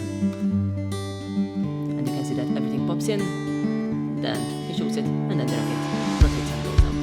And there we have it, very nice animation. So this is how you would use the objects with your characters. Hi guys, so in this video we're going to have a look at adding animations that have animated objects running with them. So for instance, if you're going to use a bicycle animation, you would have an animated bicycle that goes with that animation. Or if you would use, for instance, a drumming animation, you would have a drummer animation, a drums animation that go with it. So let's go ahead and add a bicycle. So I'm going to select the Character Animation Suite, go to Effect Controls, and of course select the Character Animation Suite from here. Make sure to always select that. Now go to Effects and Presets, and I'm going to type in cycling.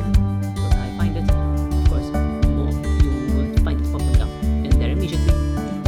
Let's choose Cycling Fast. I'm going to select Cycling Fast Start first. Simply double click on it. Let's hit U on our keyboard to see the keyframes. Now go to the end keyframe and make sure that this is selected once again. Hit loop, and then I'm going to hit loop another time and go to the end of the frames in here once again and hit end right in here. Just like that. So now I have the start, loop, and end. And to make sure that I know where the start and end, I'm going to put some markers in here. So I'm simply select the layer, I'm hitting the start button on the keyboard and finding where each animation starts and ends and putting those so that I know. So I'm going to close the Character Animation Suite now and I'm going to bring in the bicycle. Now to bring in the bicycle, what we're going to do is we're going to import the scene designer and let's open our project in here. Let's go to the project in here, go to scene designer and simply import the scene designer right over here. Wait for it to load. And when this is loaded up, we can open the scene designer, go to scene design object and let's just search for the bicycle. So that would be under countryside and there is bicycle cycling fast in here. Since we're using the cycling fast animation, we should use the bicycle cycling fast in here. So let's check that we have used the animation here. Yes, it's the cycling fast animation. And you have in here bicycle racing. So let's just import that and I'm going to import this composition, this image, right in between the character so that it is right under the right leg but in front of the torso. So let's see how that looks. Of course we need to reposition this, so simply hit S on your keyboard to scale it down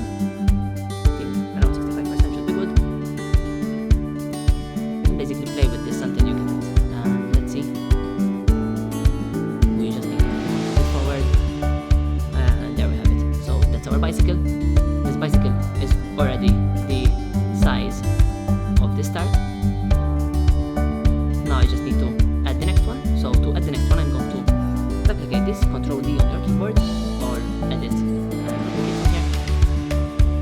And then I'm going to hold Alt on my keyboard and drag and drop right over that one in there. Now, since this was shorter, we need to extend this and make sure that you position it right at the start in here.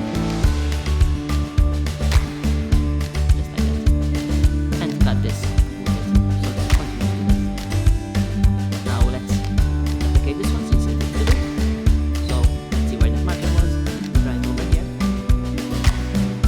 Right over there. And let's put another loop in here. So duplicate, Ctrl D, and place it right over here. Trim this one. And now finally what we're going to do is let's zoom to the end part in here. Duplicate this. Move it so that it fits right where the marker is. So let's see the marker in here. And it needs to be here. Trim this one. And then change this by holding Alt on our keyboard to the end animation. So there you have it right there. Now if we zoom out in here and preview it, we should see it properly in here. And now with this rendered, we can see how the animation looks. So you can see that it is interacting with the bicycle accordingly. Oh, very nice. Now one thing too that we notice is that the bicycle animation have a shadow on its own, and the character has also a shadow, so they are kind of looking a bit odd in here. So we can simply, in this case, hide the shadow for the character to only have the shadow for the bicycle. So that's basically it. Just one small thing to note is that there are also some animations that will require you to parent certain objects with certain places. So for instance, if we have a skateboard animation, let's go ahead and right after this give this a skateboard animation. So from effective presets, find skateboarding. Let's find skateboarding start in here, and I'm going to hit you to find the keyframes. Go to the last frame in here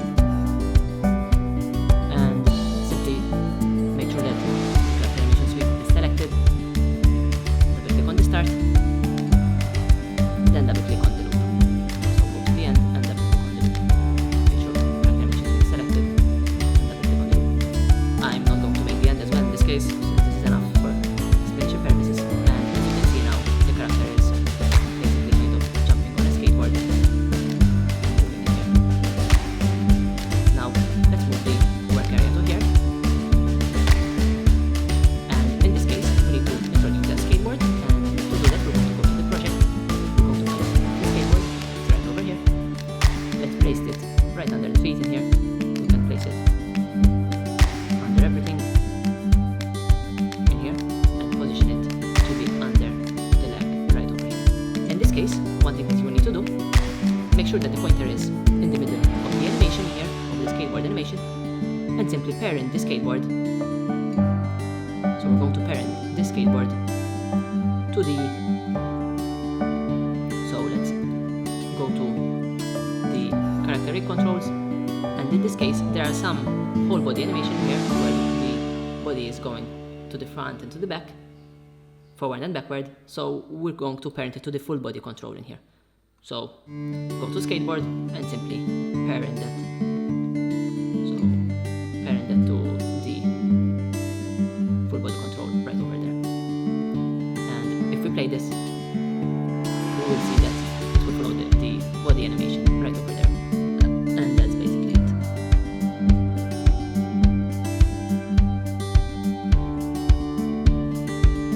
So as you can see, this skateboard is following with the leg and with the whole body in here. So that's basically it for objects that interact with your characters with animation. Hi guys, in this video we're going to have a look at head animations. Right here I have a scene loaded up, and I have this animation loaded up where he is typing and tired basically. But he doesn't really look tired since we don't have any head animations in here. So let's see how we can add a head animation to make this nicer, the scene nicer in here.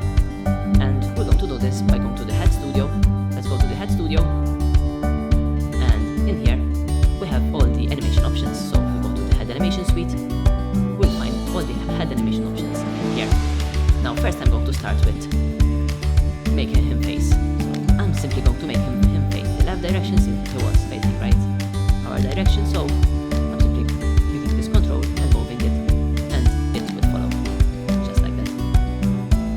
Now with any of these you can keyframe. So to keyframe, simply click on that, and as we did before, just go to the position with a keyframe for the positions in here, and let's zoom in a little bit, and you can, for instance, make it a little bit towards the scale from here. So this is how you would animate the head's rotation, etc. So now like this, it is moving from this side and facing it like this. You have the same options for the eye control, so you can move this and the eyes will follow, as you can see. So this is a very nice option. Now the next thing that we're going to look at is the head animation suite, and if you go inside head animation suite, we'll find first the head and eyes orientation. These are the same things as these two, so I would suggest to use these two instead, since they are much easier to use. You just drag them from right here. But other than that, we have in here the face expressions. We have expressions for the face, which are namely expressions for the eyes and nose, etc., and for the face gestures. Then we have another one for the mouth, which will control of course the mouth. Then we have another one for the lip sync. So these are gestures specifically for the mouth, which we can use to make him talk. For instance, if we want him to say A, we can simply set this to 100 and the mouth would be in an A position. Let's see that very quickly here, as you can see, like that. And the fun thing about these is that you can blend expressions together and mix and match to create your own expressions. So in here you have a lot of different expressions. You have over 50 expressions that you can choose from, and you can simply blend them together to create a different expression. For instance, I can put animation to 100, and as you can see, the face has changed to happy, and now the mouth I can make it to happy as well, or I can make it to sad, or blend them together, and as you can see, it's a completely different shape. You can put that to 0, and as you can see, although the face is set to happy, the mouth is being quite sad. And we can also blend expressions together from the same group. So from the face, we can mix angry with happy, and let's see what that does. As you can see, that starts creating a different expression. So you can experiment with these, and like this, you can make like this kind of evil smile. And let's, for instance, blend these two as well together. So happy and angry. So experiment with these and see what you can come up with. And like this, you can create new expressions. These expressions, of course, can be keyframed as well. So you can create your animations like this. So I'm going to set all these to 0. And let's create an animation that works with our typing animation in here. So if we take a look at this animation, at first he is sitting straight, then he is falling as he is tired, and he's falling and falling, and then he goes back up and wakes up kind of. I'm going to try and start with his eyes wide open, then make him go tired and then wake up. So one thing to point out is that in this case, this animation is not beginning from the start, and usually what I like to do is, so that I make sure that the head animation matches up correctly, make sure, for instance, I'm starting at 2 in here, put the pointer at 2, and when you get inside the head studio, make sure that that is at that exact time at around 2. So that's good. So I'm going to start its eyes wide open, and then let's make him tired. So I'm going to click the tired emotion here.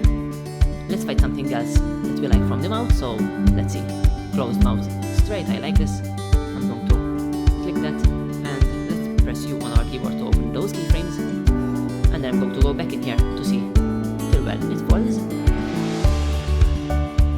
So let's continue falling till here, and then it goes up. So let's zoom a little bit, and this is place until it falls like that.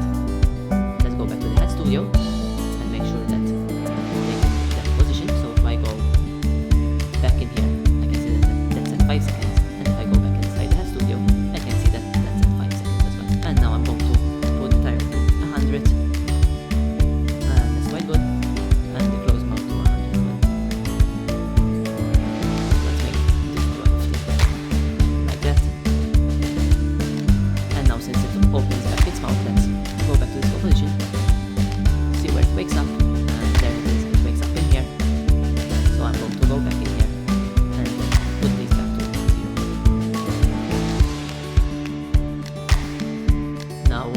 let's play the animation in here. And now we can see the animation right in here. He's getting tired, and then it's up again. So now it's much nicer like this with this head animation.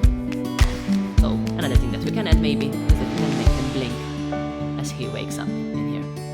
So to do that, I'm going to go back to the head studio, go to the head animation suite. I'm going to close these face expressions, and in here I'm going to go to the section named eyes. Now we have the option for the right eye and the option for the left eye.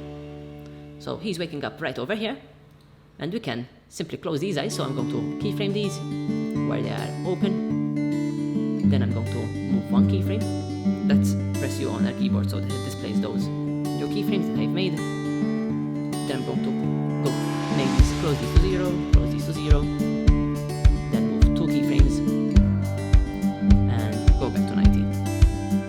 And go back to 90 here as well. And now it is blinking in here, and then I'm simply going to pick these keyframes, copy them, Ctrl C, and paste them right after so that it blinks twice. And like this we can make him blink. So let's see how that looks. And now you can see this like getting tired and then blinking twice. But this looks very nice. So that's all with the head animations. We have one last property to explain here. If we go inside the head animation suite, let's close these. We also have secondary animation.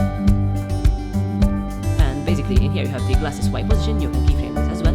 Basically, you can move the glasses up and down. So, for instance, if he is reading, you can like move them up so that he can see a little bit more, etc. And you have the mustache rotation as well. You can make the mustache rotate so that when he's speaking, for instance, the mustache rotates.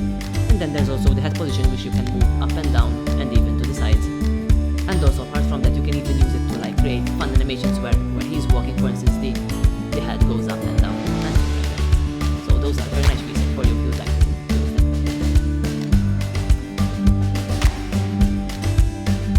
Hi guys, so in this video we're going to have a look at the character rig controls. The character studio comes with this character rig in here, and you can see them in this section.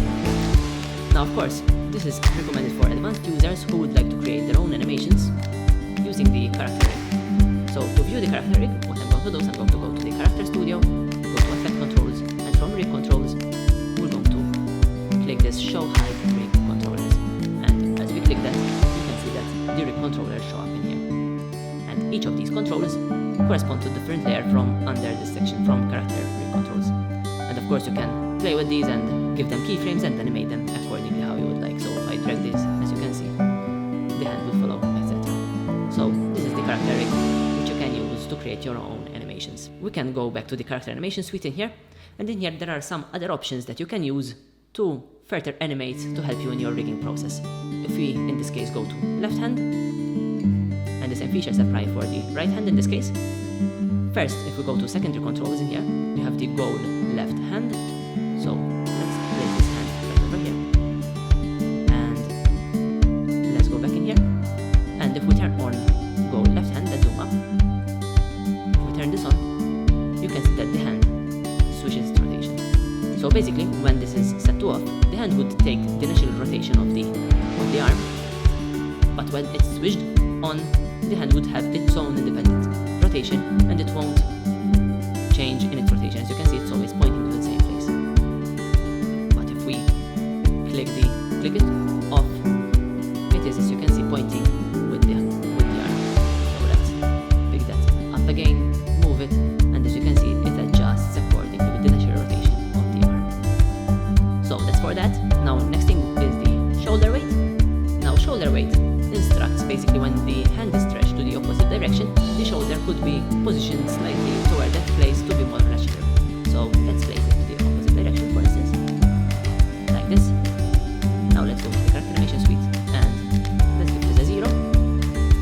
As you can see, when it's 0, the shoulder is always in place, like in a robot, for instance.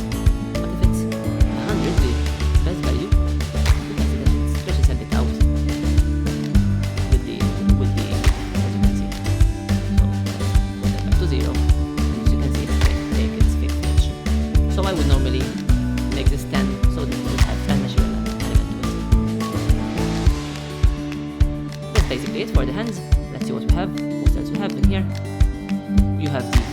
elbow in here, and in here you can switch. You can see this properly in here. We can switch the elbow orientation. So if we click this, you can see that it switches the orientation and the hand switches with it, as you can see.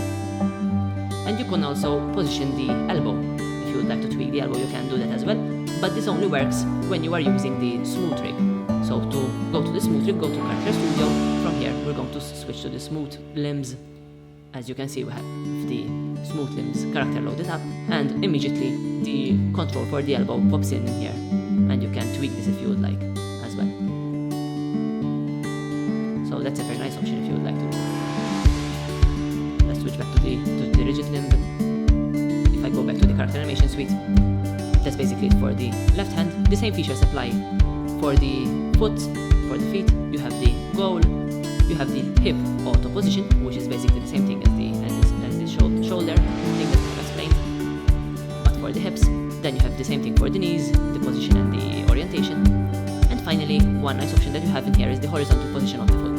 You can choose to tweak the horizontal position of the foot from here.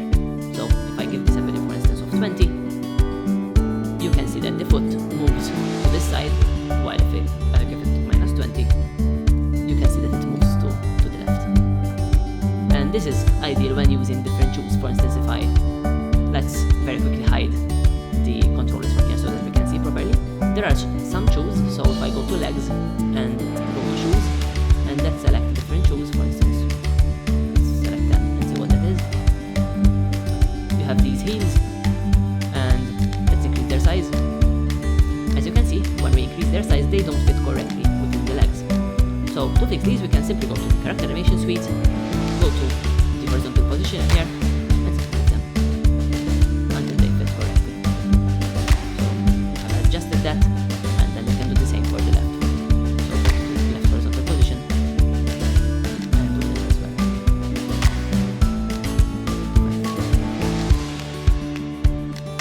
A little bit more.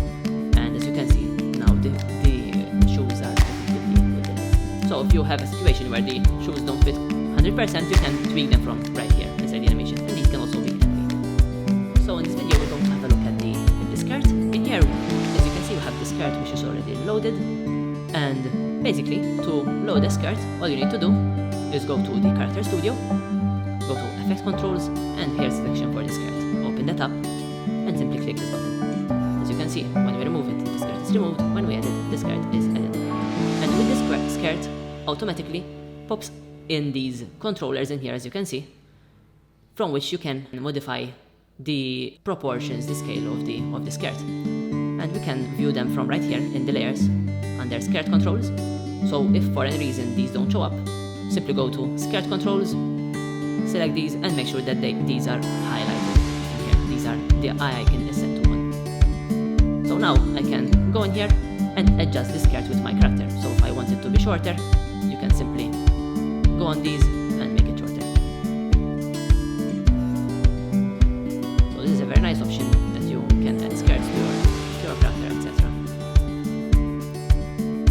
Now you can also animate these, so you can simply go and animate these, their position, for instance, so that if you have animations, you can make them fit with those animations as the character moves. Another thing is that you can also, if we go down to the character part, we can find the skirt in here. This is actually the skirt image in here, and you can move this skirt behind the torso, for instance, and switch its position to a different place, or even let's put the last thing in here. And as you can see right now, it is behind the legs. So to see that more properly, we can simply lower the skirt, and there, as you can see the skirt being behind the legs. This is a nice feature if you would like to add some cloth behind the character, like for instance when you have a lab coat, for instance, you can add that part of the lab coat with the skirt feature here. So that's it for the skirt. Let's move on to the next video to see some more features. Hi guys, so in this video we're going to talk a little bit about our character and how we can render it and use it with other objects. To do this, I have opened here the project file that we were working in before, of the character that we have created ourselves and animated, let's jump inside the composition where we have the character set up in here. So we're not in the character studio, but we are in the composition that we have created earlier. So refer to the earlier videos if you would like to see how we did this. And in here we have all the animation set up and we're basically ready to go to render. One thing that you might want to do is add different characters together. Now you can import a character inside this toolkit, so you can go to from here, you can select a character and import a new character from here. Simply drag this and drop it in here and create that new character, then give it its own animations and combine it in this composition. But we really don't recommend this since the project is quite demanding as it is, and of course adding more characters in the same project would slow it down considerably. So we recommend to actually render this out first and then combine them and combine the exported video inside a different project. So we're going to do that, just that. We're going to export this and then show you how we can play with it afterwards. So make sure that you have all your animations set up, and then from here we can export. So we're going to go to composition. First of all, select your work area. So select the area that you would like to render. I want to render until here. And then we're going to go to composition and add to render queue. We always suggest to add to render queue and not to add to Adobe Media Encoder queue when working with characters, since the project is quite loaded with scripts and expressions, and this will take a long time to open up in Media Encoder. So I'm going to add to render queue, and from here we're going to go for the output module. We're going to set the format to QuickTime, and I'm going to set the channels to RGB plus alpha so that we'll retain the transparency. We don't have any audio, so I'm setting that to off. And for format options, I will select animation from here. Click OK. For you to use the QuickTime presets, you might need to have the QuickTime player installed on your system, and then simply give it an output module. So type in your name and click save. Then simply hit record. So this is basically it for exporting. We'll see you in the next video where we will combine this character with other things and play a little bit with it in there. Hi guys, so in the next series of videos we're going to see how we can use our exported animations with the scene designer and how we can combine different elements together to build up our own scenes and stories. So let's start off by exploring the scene designer and see what's included inside the scene designer. So I'm going to open this up in After Effects, and as soon as it opens up in After Effects you can find this folder named Scene Designer, and the first thing is the scene design objects in here. If you open this up, we'll find different categories for different objects, and each category would have an amount of objects in it. So let's select one. Let's select, for instance, music, and let's go to saxophone. And if we double click on that, the image opens up in here. And a very nice thing about the scene design objects is that they all come with a control layer in here, which you can click on and then go to effect controls. From there you can change the colors. So we can make this to a different color just by this. As you can see. So this is a very nice option if you'd like to change the colors of your objects. Now if we go back to the project, we can move down to the second folder, which is titles. We can enter in any of these titles in here, and of course change the text in here, and then use them within our scenes. You can also pick different fonts from here, etc. And these will be animated automatically for you. So that's for the titles. Then finally we have transitions, which you have various different transitions in here. You have 8 different transitions, which we will show you how to use in a second as well. And finally in here we have the combined scenes in here, combined scene objects, characters, scenes in here, which are basically empty scenes in which you can combine your own characters. And you have one for Full HD and one for 4K. So simply pick the resolution that you would like to use to use these. Hi guys, so in this video we're going to have a look at the scene designer, specifically the scene design objects, and how we can animate this and combine them together inside our scene. So let's pick an object that we like. So let's go to lounge area. Let's go to chair sofa, and let's simply record this inside the scene. It's up to 100%, and what I'm going to do, I'm going to position it right over here, and maybe scale it a little bit down so that I can place characters on it at a later stage.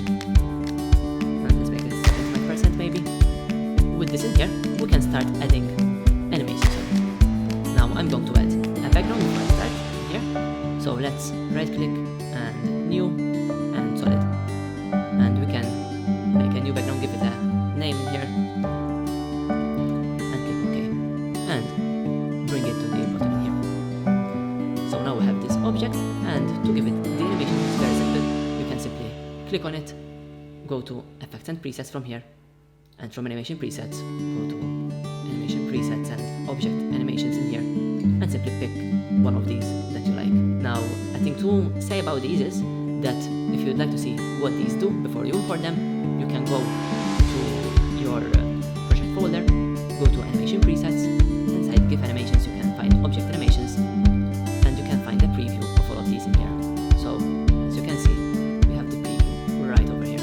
So, let's use this drop and bounce, close, click on the chair sofa, and simply double click on drop and bounce. Now, as you can see here, it is animated automatically for us. No problem with which happened here is that when we imported our animation, this animation immediately replaced the original values of the object. So basically the scale got tweaked in the position as well.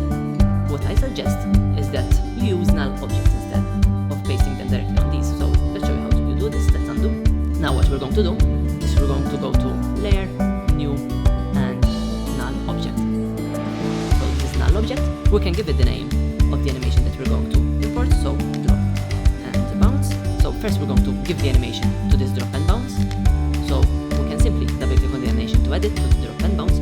Or else we can also, if you haven't installed these presets, you can go to Animation and apply animation preset to find the animation presets that you have. So I'm going to go to my animation presets and find drop and bounce from here. From my Windows Explorer here and click. Now, as you can see, the chair is not animated. To animate this, we simply need to parent it to the null object. So since this is a start animation, I'm going to go further back in here with the time scrubber and pick the chair sofa. So this is the end position. We're simply going to parent it to the null object, to the drop and bounce null object. And now we can see how this works. So this follows the null in there. So and if now we can see that it retains its properties. And this way we can even move the chair wherever we would like, and it would keep the animation in there, as you can see. So let's undo and keep it in the middle as it was in there. But this is basically how you would add different animations. If you would like to add additional animations, what you would do, for instance, if you would like to add a movement animation to this, you can simply create another null, new null object, and let's create a movement animation. So let's make this chair jump, for instance, and so I'm going to give this a name it jump, and give this the jump animation. So double click on this, and you can immediately see it jumping in here. And then you're always going to, let's click U to show the keyframes, make sure that if we enter here, let's zoom up, and if we go in here, let's press U as well, we can position this where we want it to be. So first we want it to bounce at 1 second, and simply parent this null to the jump. And now since the chair is parented to this, and this is parented to this, the chair would follow the drop and bounce, then the chair would also follow the jump. So if we play this, we first drop and then jump. So this is how we would add animations. Now let's add one final animation, which is the end. Let's add another null. And since we've been using jump, let's use jump. Name it jump. And simply give it an animation from here. We're going to show the keyframe by pressing U. Place it where we want it to be. Let's show the keyframes of this. I want it to go up 3 seconds. So simply parent this to this. Press U to close the keyframe set. As you can see now, it jumps in, jumps, and then jumps out. So that's very nice. And like this, you can animate all the objects that you have. Hi guys, so in this video we will import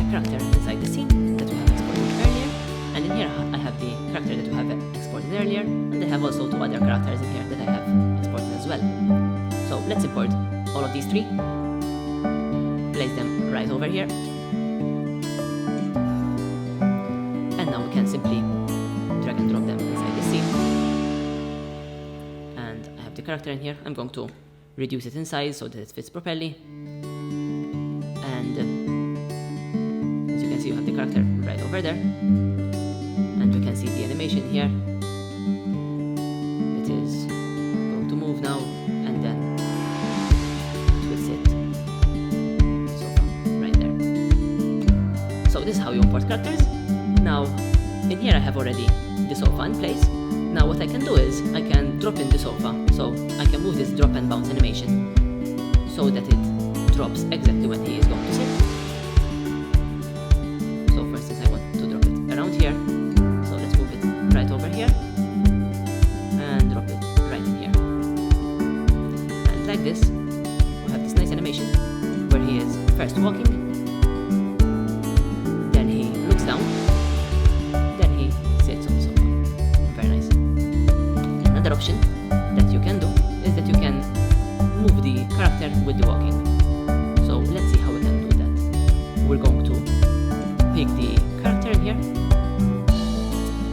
see where he is walking, and what I'm going to do is I'm going to put an end keyframe when he stops, which is in here.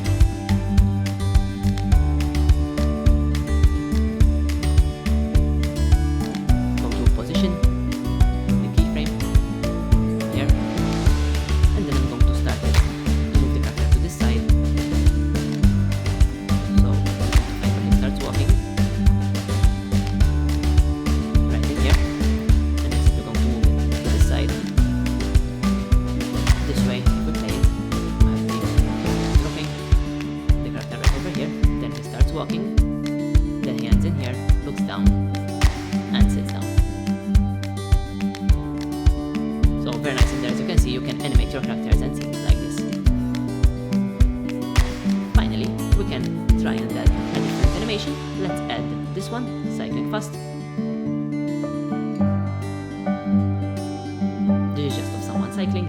So let's scale this down. Scale it up about to 60%. And let's find where he is sitting down. He's sitting down around here, and like we did before, we're simply going to go to the position by clicking P on our keyboard, toggle the stopwatch, and move it back in here, and then I'm going to move all the way to here and move it across. Simply, you can simply move it like this as well, and that's how that looks. So he's stepping his feet, then moves, sits down, and this guy passes in front of him. And like this we can continue building up our scenes. One last thing, we can add also this guy in here, since we have exported it. And we have him in here. Press S for scale. I'm going to put him right over here. And what if I would like him to look the opposite side? What I can do, since all animations that we have are looking this side, what I can do to make him look the opposite side is that you should export your animations normally, then simply go to here, and from scale, click this button to unlink it, and make this value to minus, so minus 1. And as you can see now, it's facing the opposite direction. So even for characters that are walking, you can simply flip them like this and make them walk the opposite direction. So now, as you can see, this guy is playing while the other one is moving to this side. And of course, since this is a render of a loop, we can even duplicate this. So Control D, and place another animation right over here, right at the end, so that the animation continues.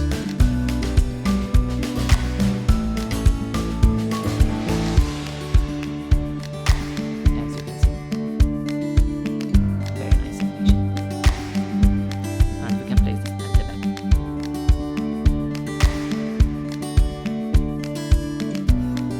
So that's it.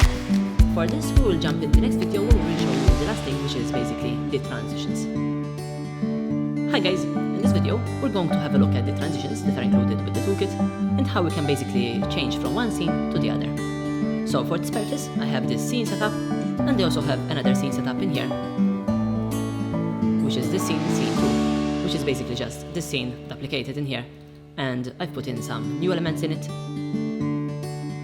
So let's see how we will transition from this scene to the other scene. So to do this, I'm simply going to bring in scene number 2 on top of over here. Make sure that it is always on top, this is what you want to transition to, and place it where you would like it to start basically. So I'm going to place it around 11 seconds right over here. And right now you can see that it doesn't have any transitions. So to add a transition, I'm simply going to zoom up a little bit in here to see properly. Then I'm going to go to the transitions and drag and drop a new transition right over here. Match the start of them so that they match exactly in here, like this. And then after this, as you can see now, this transition is quite large. This is because these transitions are designed in 4K, but in this case I'm using it in Full HD, so I need to simply scale it down. I'm going to scale it down to 47% so that it fits correctly. And now as you can see, it's showing in black, and I don't want that, I want it to show the new scene instead. So I'm simply going to go click on this scene 2, make sure that the transition is on top. You can hide the transition from here, from the icon, and then from track matte in here, you're going to choose either alpha matte or alpha invert matte. It depends on the transition that you are using. So let's try alpha invert, and as you can see now, it is working properly in here. So it's transitioning to the new scene, just like that. Now, in some cases, you might not have this track matte part available. In that case, just toggle the switches right over here. Now, in some other cases, for instance, in transition 2, you might need to use alpha matte instead of alpha invert. So let's try that. Let's just simply switch this with transition 2. I'm clicking on both transitions and holding Alt on my keyboard and just drag and drop it over it. And now I can see that this is working the opposite way. So just switching it there and then transitioning after it.